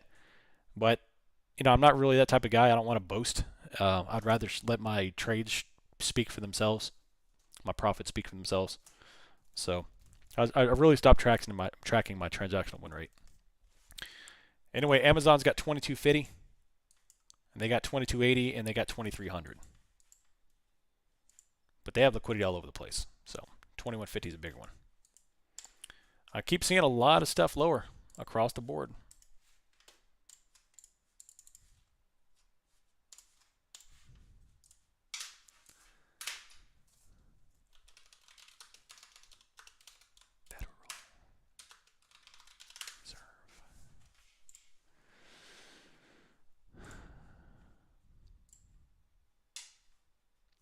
Today is the 13th.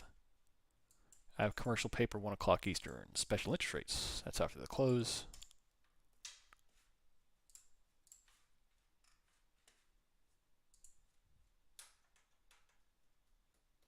I use limit orders. I never use market orders. That's a good time to get out at a bad fill or in at a bad fill. Right now, I do not have any position. No positions. No futures, no options, no nothing. I'm just sitting here.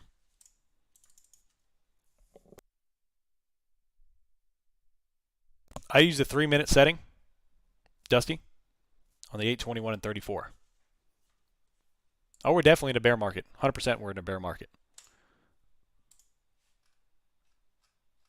I mean, heck, we were a couple of points away from being in a technical recession yesterday. We are literally a couple of points on SPY from being in a textbook recessionary market yesterday. And I still think we are. It's just we're not there from a technical standpoint. But that's right, Dusty. That's right.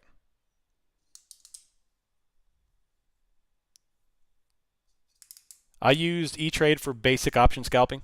I use IBKR for my more advanced stuff, spreads, a lot of long-term trades, and futures trades. But I use E-Trade for just basic scalping. Yep, it looks like we are up against a supply zone here, which does correspond to this large liquidity zone. But just like we talked about demand zones on the red days, we'll talk about supply zones today, which is about right there. You know, it doesn't have to be, I'm not looking to be precise, just a good visual representation that there are a number of sell orders there that we cannot overcome. Do you trade when you aren't at your setup? Occasionally. Last night I was laying in bed and made 16 points on ES on my phone. I try to limit what I trade on my mobile, on my cell, on my mobile, just because obviously there's limitations there. But yeah, my biggest problem is I don't let runners go. But every time I make money, I make a wrong trade, I don't cut it. I already made one trade with 0.5% of my day trade account and 4% overall. Nice. 83% overall, 5% average win. I love it. Beautiful. Beautiful. Was your S2 plus level at pre-market lows when you use Wix on lower time frame? Let's see. It was not at pre-market lows. It was just under it. It ended up being almost down to the penny. I think on the penny, the actual day low, which is pretty neat. But at least the day low so far. So 4,000 or 435. Nasdaq's trickling off. VIX. No, that's not the VIX. That's Microsoft. How'd that get down there?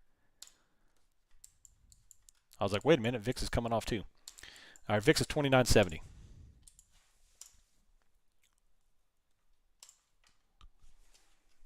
I'm telling you, man, Bookmap's a great tool. You know. A lot of people don't like it for some reason. I think it's a fantastic tool. It gives you insight. And just anything to give you situational awareness of the market, I think is only going to benefit you. As long as you pay it the respect it's deserved, but not put too much emphasis on it, then yeah, it's a fantastic tool.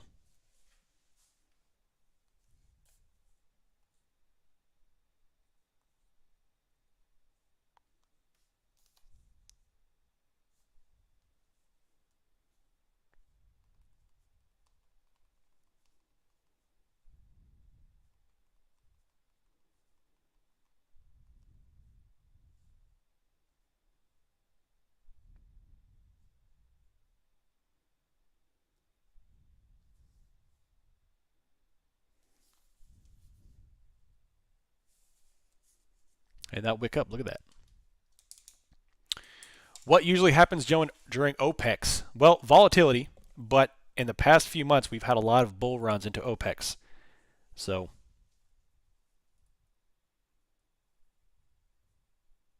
19% today. Well done. Thank you, and your Discord's worth it. When's the website done? The website is done. We are double checking one thing, but it is done. And actually, you can go visit it now. But it is done. It is done.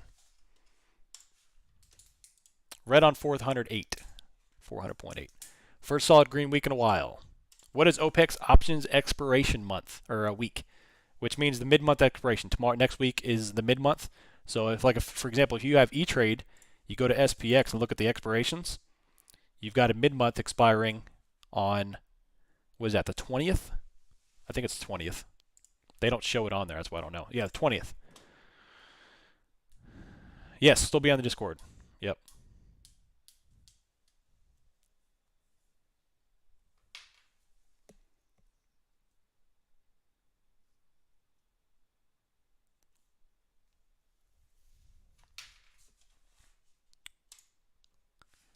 The trend might be fizzling out here. It might be, because we're not propping and rocketing here. We're coming up against 40.23, and all liquidity is starting to build lower. We may go lower.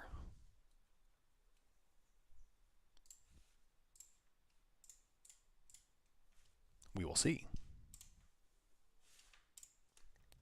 VIX is still holding 29.66. If the VIX pops, we will drop.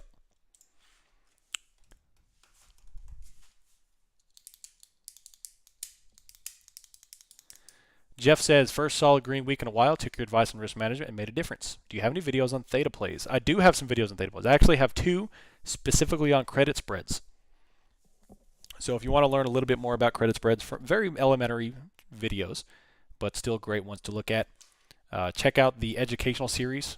If you go to my playlist on my channel and go into the educational series, you'll look for two credit spread videos. Currently not in a play, no. I do teach strategies, I do.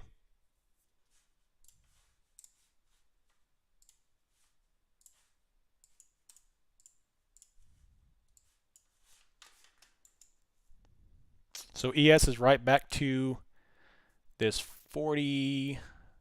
Ooh, what happened here? Hold on. All right, 40.20, and we're at 413.50.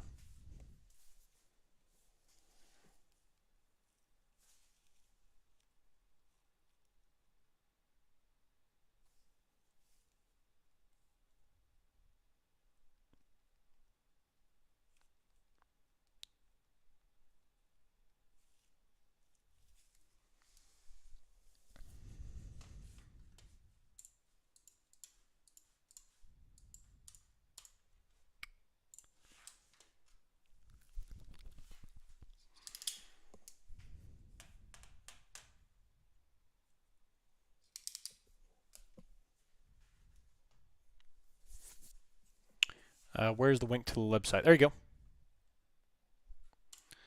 I get out too early but end up with gains. Not a bad thing, I guess. Yeah, there's nothing wrong with that. Obviously, you know, you do want to take profits and you want to live and die. You want to live by the golf rule of profit taking, definitely. But you also want to be smart. And if you see that things are absolutely crazy and you're on the right side of that, then you don't want to cut it short. Scaling out would be the big thing. I would get in a habit of scaling out before just closing the entire position. But yeah, I mean, your profits is still profit. 4,200 still there. No updates yet.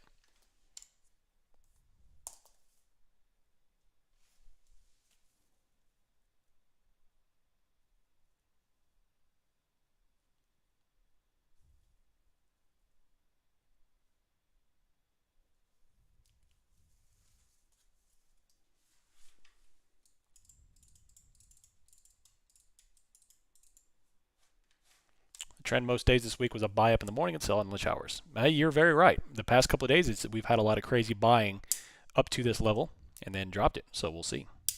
Thanks. Appreciate that. Yeah, all props go to the old Mrs. OM. She did that. It's unbelievable the things that she's accomplished the past month and a half. So props to Mrs. OM.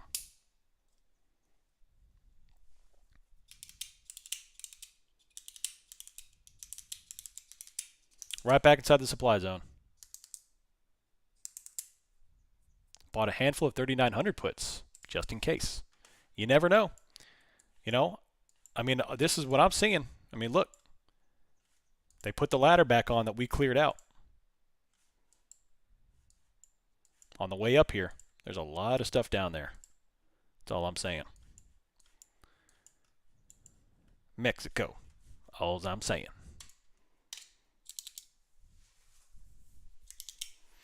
Change your family tree. Yep, it is. That's a huge thing for me. As coming from someone that comes from a family with zero financial means whatsoever, anybody, it was a big thing for me to change my family tree. So it's something I've lived by for a long time.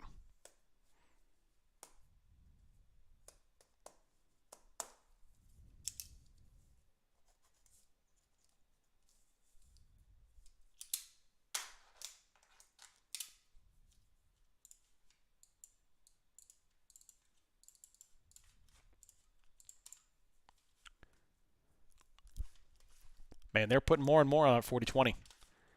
That's for sure. How similar are ES and ES22 and Bookmaps? That's because TO offers 22 for free. I think it's just different data packages. Because I've got the ES M2 on Rhythmic and the ES M22 is DX feed.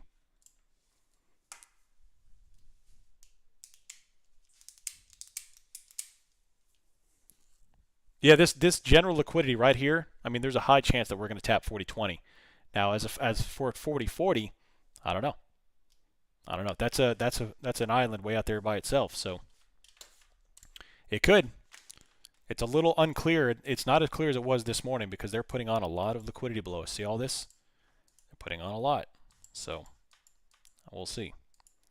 Usually when we make a bull run and we clear out all this stuff, they don't put it back on unless we plan to revisit there. Because that's a lot of stuff. Now we could revisit next week. Sure. That's why I don't want to front run puts here. Unless if you're doing a small YOLO, yeah, sure, whatever. But any kind of real positioning, I don't want to front run this.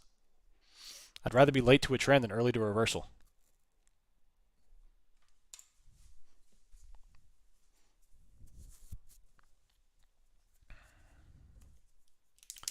Good question. Let's take a look at NASDAQ. NASDAQ is pretty much structured the same. Pretty much structured the same. A lot of immediate liquidity that's just above us, but then they've got the ladder below.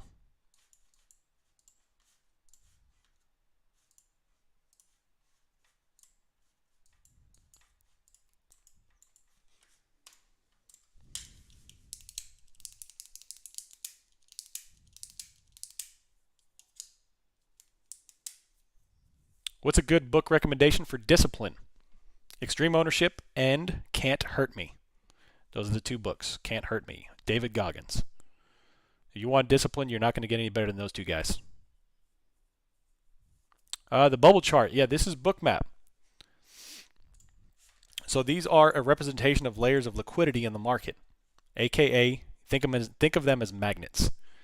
When you've got a very large order of liquidity, and think about it from a big, large institution standpoint, they're going to put on their liquidity, and they're going to want to fill that liquidity.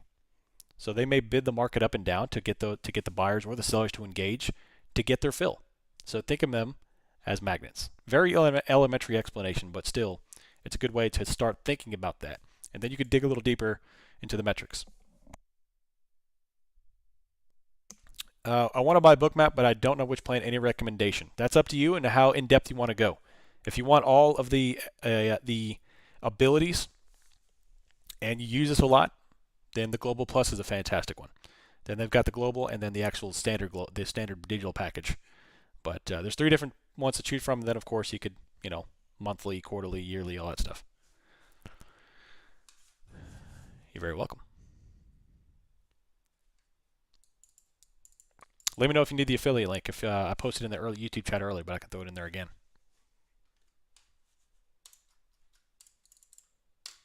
All right, so we're coming right back up inside the supply zone. Looks like we're going to attack 40-20 again.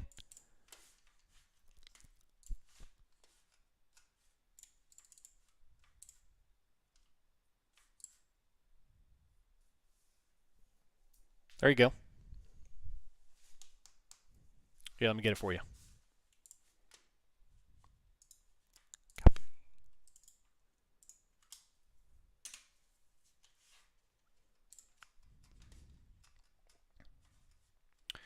Yeah, so when you get Bookmap, you have to subscribe to the data feeds as well, DX, Rhythmic, etc. So you do have to subscribe to the data feeds to get the data, because they have to. That's where you pull the data from. Are those feeds? I use DX and Rhythmic. I've got DX feed and Rhythmic data, because I'm using Rhythmic because I have to do the stops and the icebergs come on Rhythmic, which is here. If you notice, I've got DX here and Rhythmic here, both for the S&P.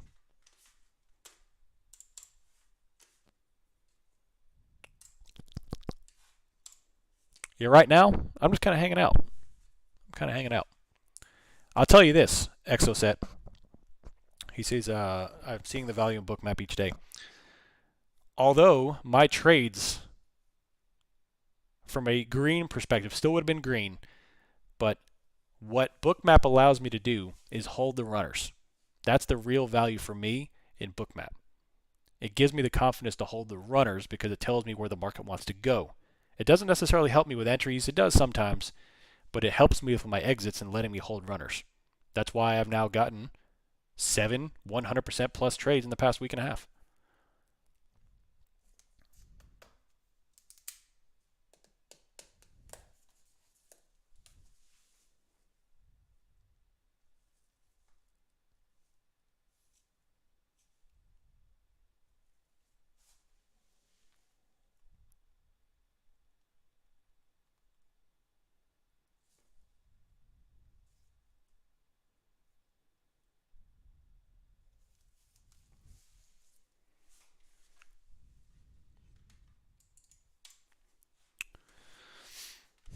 This down here is the graphical representation of the stops and icebergs. So the blue and red, stops and icebergs. This is also, the blue is the iceberg, and then the red is the orange is a stop.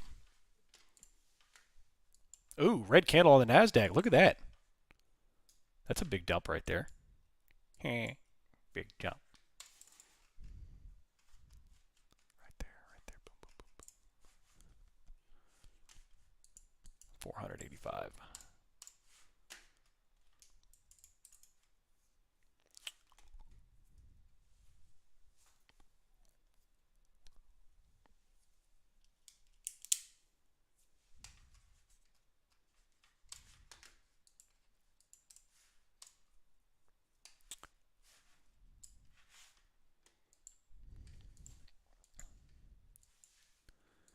Let's look. Man, all right, so this looks like it wants to go lower. It's actually, well, you remember, we've talked about this before. This chop right here, there's 3 different types of chop. You've got that upwards trending chop where it's choppy, but it still kind of pops a little higher, little higher, little higher, little higher, and then we blast off. And you've got the downwards chop that if you're up against the support, it does the opposite. But this is kind of neutral. It's back and forth. But with these top wicks, and it's going lower, it kind of looks like it wants to fall. But Facebook, the Family Guy references. I mean, just like with all things, Bookmap is just a tool. It's a fantastic tool. But do you need it to trade? No. I mean, I've successfully traded without it for over 10 years. It's just another tool that once you build the foundation of your house, which is your trading, then you can start doing all the upgrades. All right, cool. I've got this nice house. Now I could start putting in, Ethernet cables. Now I could start doing Wi-Fi. Now I can start putting in luxury items in my house, and that's what Bookmap is. It's a luxury item to build on to put in your house once it's stable and secure and safe, and you've got your system. Well, now I'm going to use Bookmap to tie things up, and it helps me out a lot. It's a fantastic tool. Like situational awareness. That's the biggest thing about being a pilot is maintaining situational awareness. By the way, if you didn't know, I'm a pilot, and we could talk about that all day long. Flying, good stuff. But in an aircraft, you want to maintain situational awareness at all times. Situational awareness of your gauges, of your surroundings, of the radios, of other aircraft, traffic. Well, same thing in the market. I want to maintain situational awareness. I want to know what the market's doing at all times. And that is Bookmap, liquidity, level 2 data, order flow, options chain, stuff like that. Need a link to the Bookmap, please. It's in the affiliates channel right there.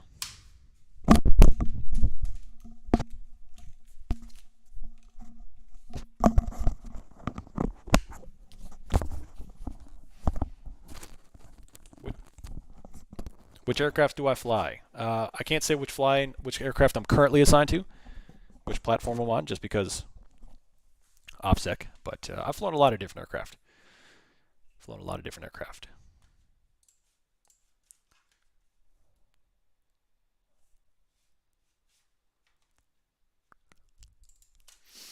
Obviously, all the civilian aircraft, Cessnas, a little bit, yeah, Cessnas.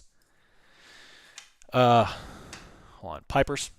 I actually prefer the Piper to the Cessna. I prefer low-wing aircraft. I think they're more stable aircraft to fly and land. Not to mention the visibility when you're in the cockpit. You can see all around you.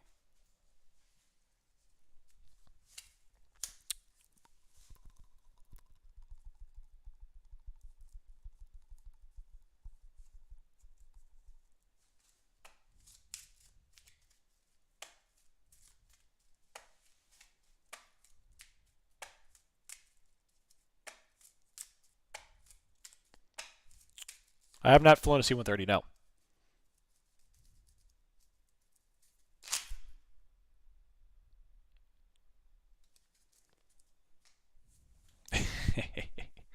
The old high wing, low wing argument. Yeah. I wish I could fly an SR-71.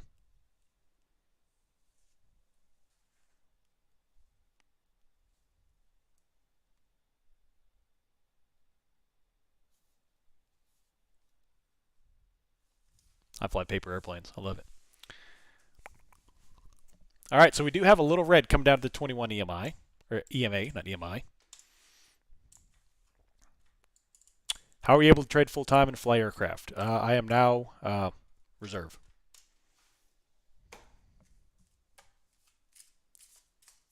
Is there another chat somewhere? I've got 2 chat rooms I'm monitoring now. I've got the trading room in the Discord, and I've got the YouTube chat right now. Yeah, I'm in the air right now. Hold on, I gotta make a radio call. Yeah, look crazy. Is it hard to get a private aviator license? No, it's not. It does take some time and money. I think the biggest obstacle is the money, because you got to pay for, at least 40 hours. You're looking at 70 hours mostly at approximately $165, $190 an hour. So, yeah.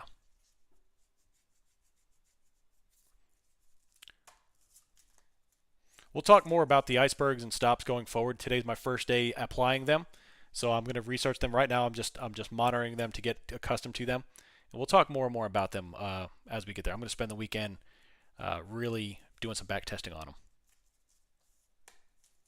I do not fly B2. I wish I could fly B2, but I don't. They are out of what? Kansas City and Minot, I believe the B2s are stationed out of.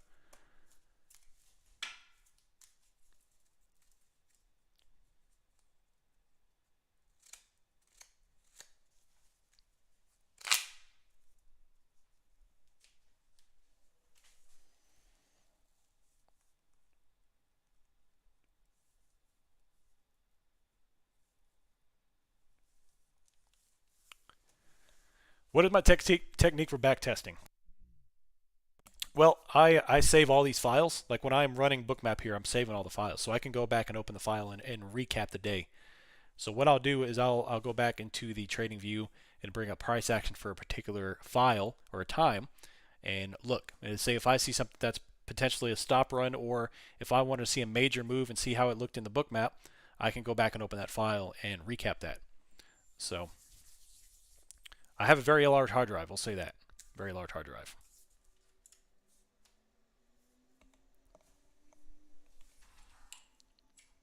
Yeah, if you are looking to become a private pilot, by the way, I've got all my resources that I used when I got mine that I can give you. It's like I've got my FAR aim all tabbed out that you can use, and it's pretty awesome.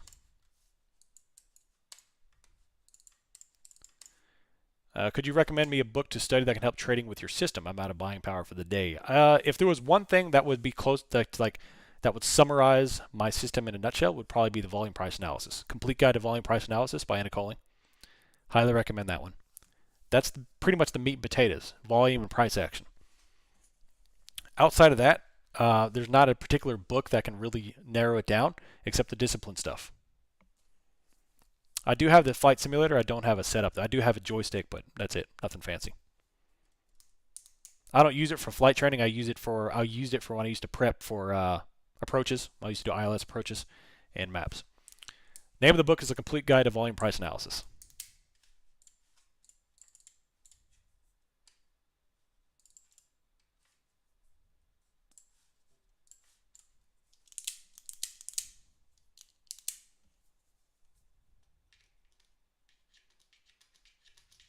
That's correct. You don't know calls or puts. Are we going to all-time highs before going? No, we will not go to all-time highs. We may go higher. In fact, we probably will go higher, but we're not going to go to all-time highs. In order to go to all-time highs, you have to have, there's got to be a foundational bullish reason for the market to go to all-time highs. And we just don't have, we no longer have that. So we have far more reasons to go lower than we do go higher. Now, we still will have bull squeezes just because of the mechanics of the market, but not to all-time highs. All right, so here we go. We're coming up again to 40.20. Looks like we're going to do another test.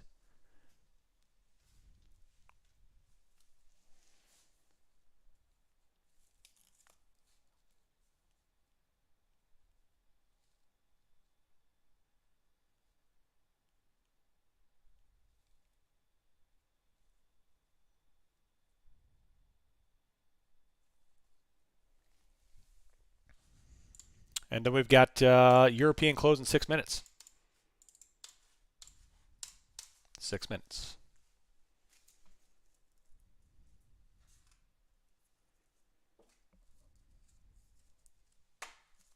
Back up inside that supply zone and red candle. 401.18, and we're just chopping. No additional trades. I don't see too much high confidence yet.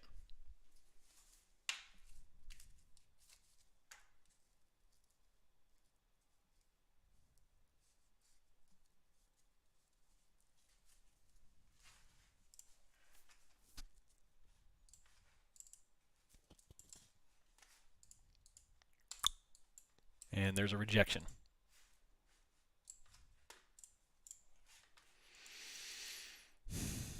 So if we keep grinding up against this, eventually we'll be looking for absorption in a move higher, but the volume's definitely going to have to step in and pop it.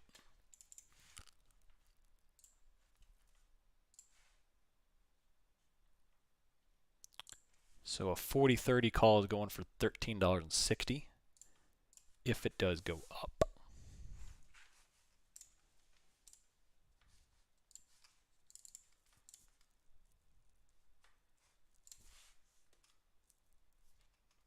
Yeah, the Discord link is in the description of this video. And they're flipping that red candle green.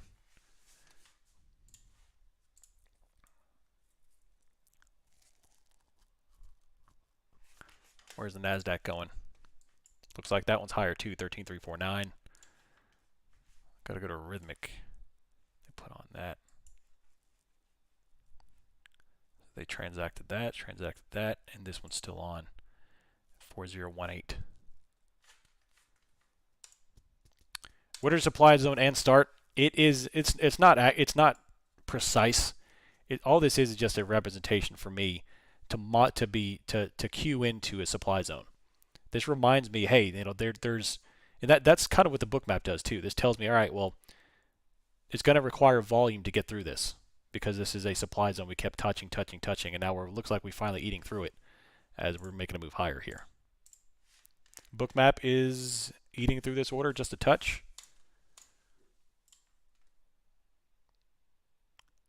VIX is coming back off.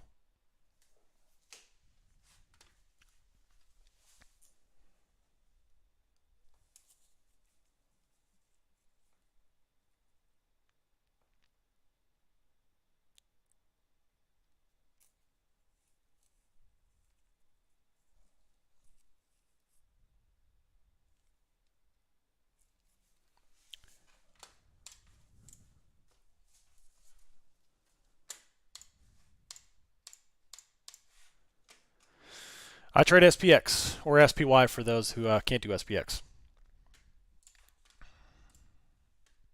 Uh-oh, big buy order through 40.20. That's a big volume right there. Big volume.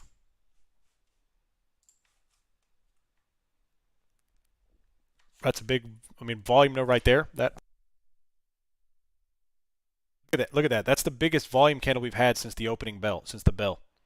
Huge volume. Didn't move very much, so if this comes down, we know from a price action standpoint what that means for those who follow price action.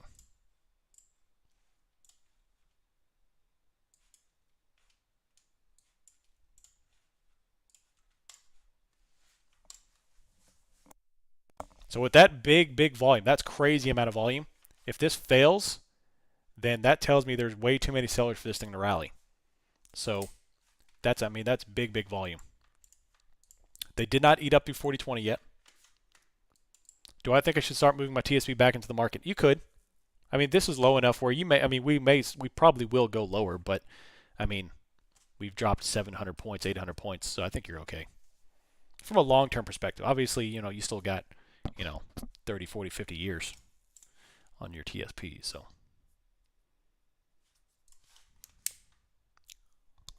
big volume on this candle.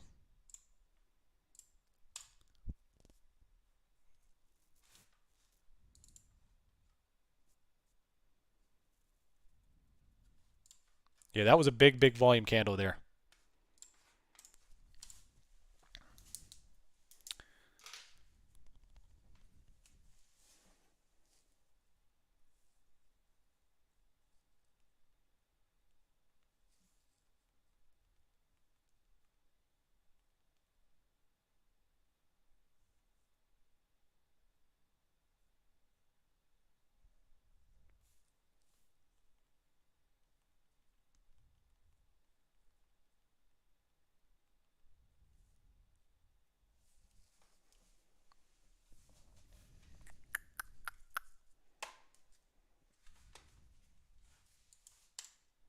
And there's a red off of 4020, still can't break through it.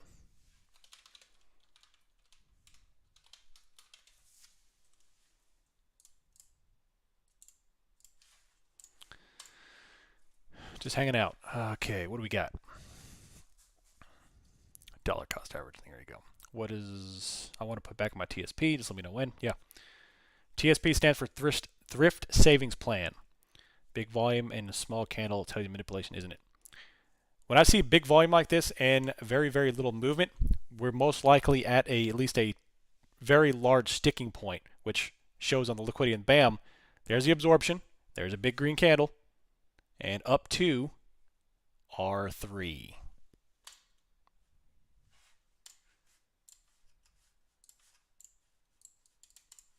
Yeah. TSP is the federal employees version of a 401k. You've got, except it's separated, instead of monitoring stuff like small market, international growth income funds, it's broken up into S, C, which is the same thing, just their version of it. They call it the S fund, the C fund, I fund, G fund, things like that. So if you are a federal employee and you got questions about it, I'd be happy to talk about it. It's TSP management is something I do on the regular.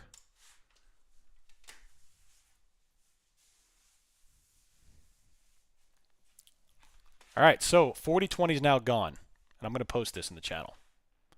They are starting to trickle on 4030 too. Right there. Big red candle.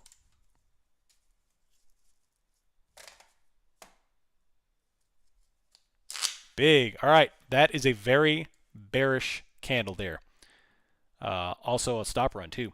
So the fact that we had very large volume, now we've eaten that order up and failed, that's big for the bears. If we want to have any kind of maintenance of bullish run here, the bulls have to defend this level, and they just failed the crap out of it on some pretty significant volume.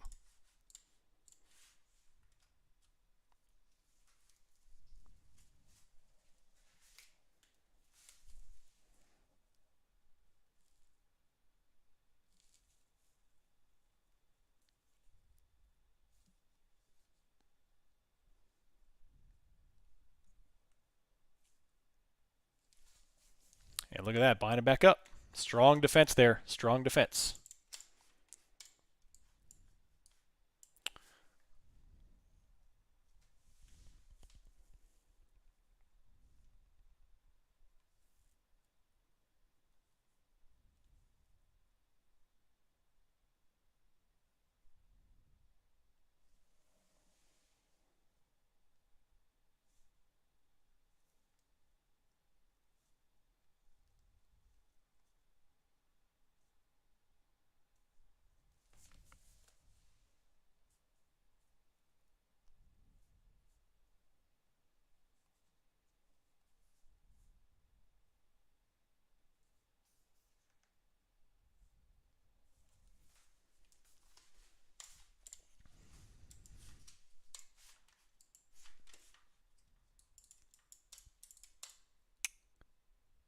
This is ES, S&P, which is, in terms of price action, very similar to the SPY. So, almost nearly identical.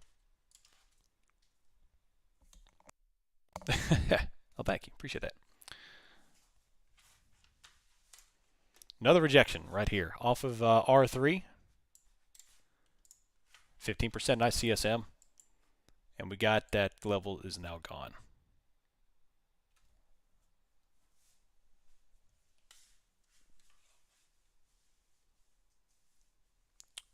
I'm sure there are other alternatives. This is the only one I'm familiar with, though, in terms of usage.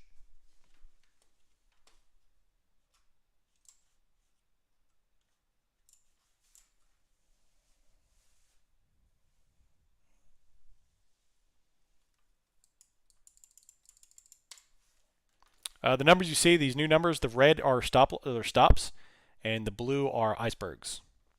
And if you want to read more about those, I put them down in the OM library channel, so you can read a little more about them in depth.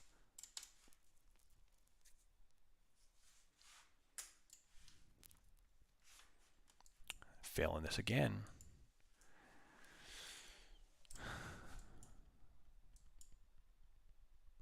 So looking at so this trend has failed. We don't need that anymore. Looking at the new micro trend, this is what we got going on.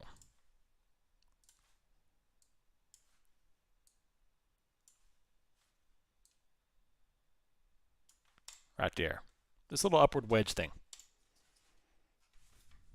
So, all right, UK is now closed. London market now closed. Here's what they did. This is how I monitor the global markets. They climbed up until they're closed. Now they got a few. That's the Asian market in the middle, but they're closed already. They were closed last night. And then here's the German market climbing back up.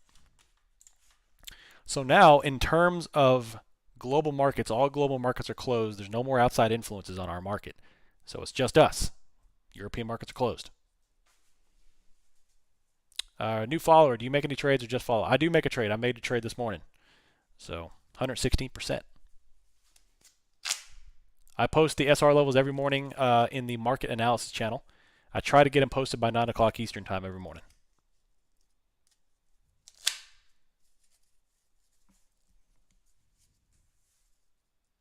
Where's the info you shared about getting your pilot's license? Down in the hobbies channel. Down in the hobbies channel. You're welcome.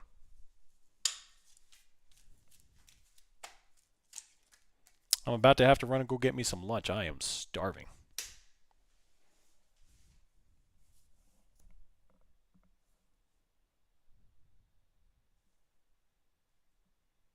What are the ticker symbols for the other markets? I used, here, I'll post them right here, UK 100, DEU 40. What's the other one? The Hang Seng market.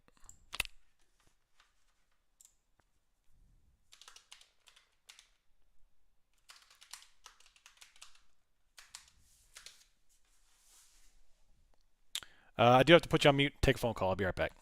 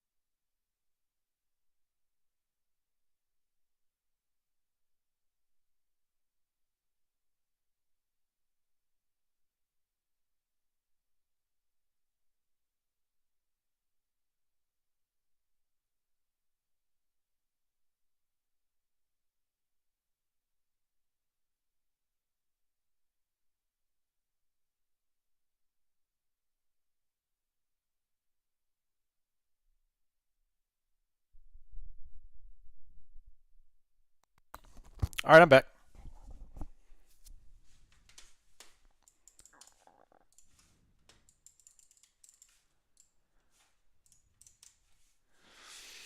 Alrighty then. Read off R3. Read off R3. So, how can I control over trading? Have a system in place, have rules written down. Usually over trading, it's deeper than what it thinks. If you're over trading, then most likely you're not you're not being strict. You either don't have a system or you're not disciplined enough to follow your system.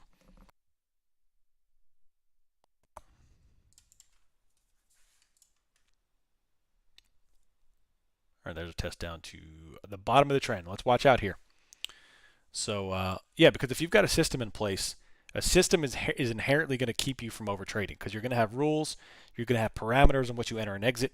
Now, there could be circumstances where the day just keeps on providing opportunity, but I don't really think that's over trading. My definition of over trading is you're trying to force a trade where it doesn't need to be. You're trying to force an entry where it doesn't need to be or it can't be. And then a key sign of over trading is that you're constantly fighting red. You're constantly fighting a losing position. If I find myself that happening where I enter and then I'm losing it, I'm having to manage and work and figure out where to go, and then all right, I finally break even, I exit position. If I find myself doing that a lot, then to me that's over trading because I'm putting entry where it doesn't need to be. Spy hunter.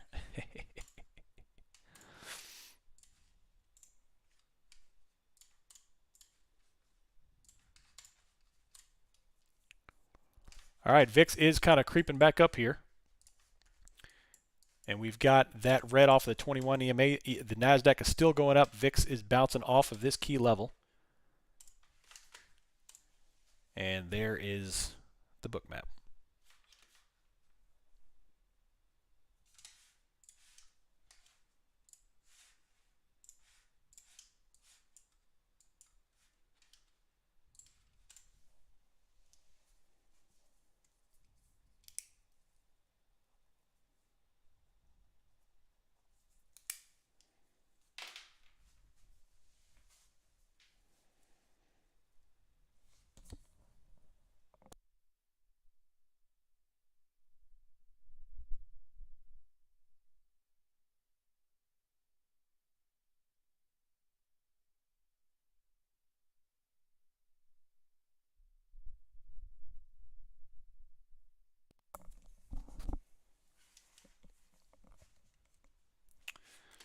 So there's what we got on the BM. Still 40.24. Liquidity is still the main level there is 40.40. A little bit of 40.25 now. They put that on there. See, when they took off the 40.20, they put on the 40.25. You see a transfer. So, and now we're still holding this trend line on the 21, heading up still. As long as it holds that trend, everything is fine and dandy for the call buyers. If we break down that level, we'll be looking for VWAP as the first test if we come out through here. R2 is there, but I don't consider that significant. R1 is definitely significant. Look out for that.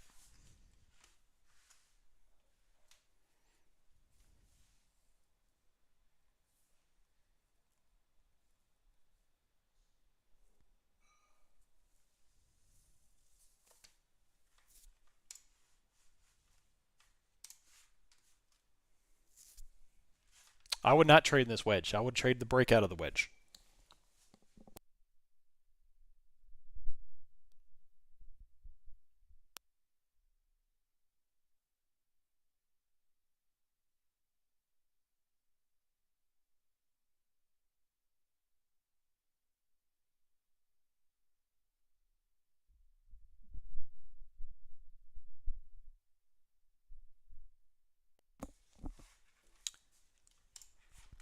I'm just popping the screenshots in here every now and then in the trading room.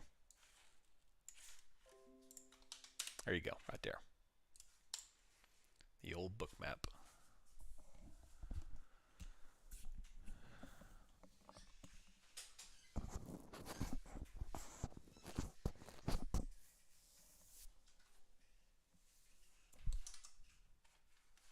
R1 right now. R1 and R5 are the two significant levels on the upside.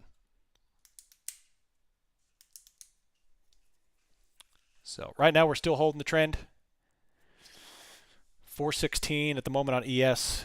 Liquidity's at 40.25, 40.40, and we're just hanging out. I don't really see a high probability trade at the moment. I would look out for a breakout.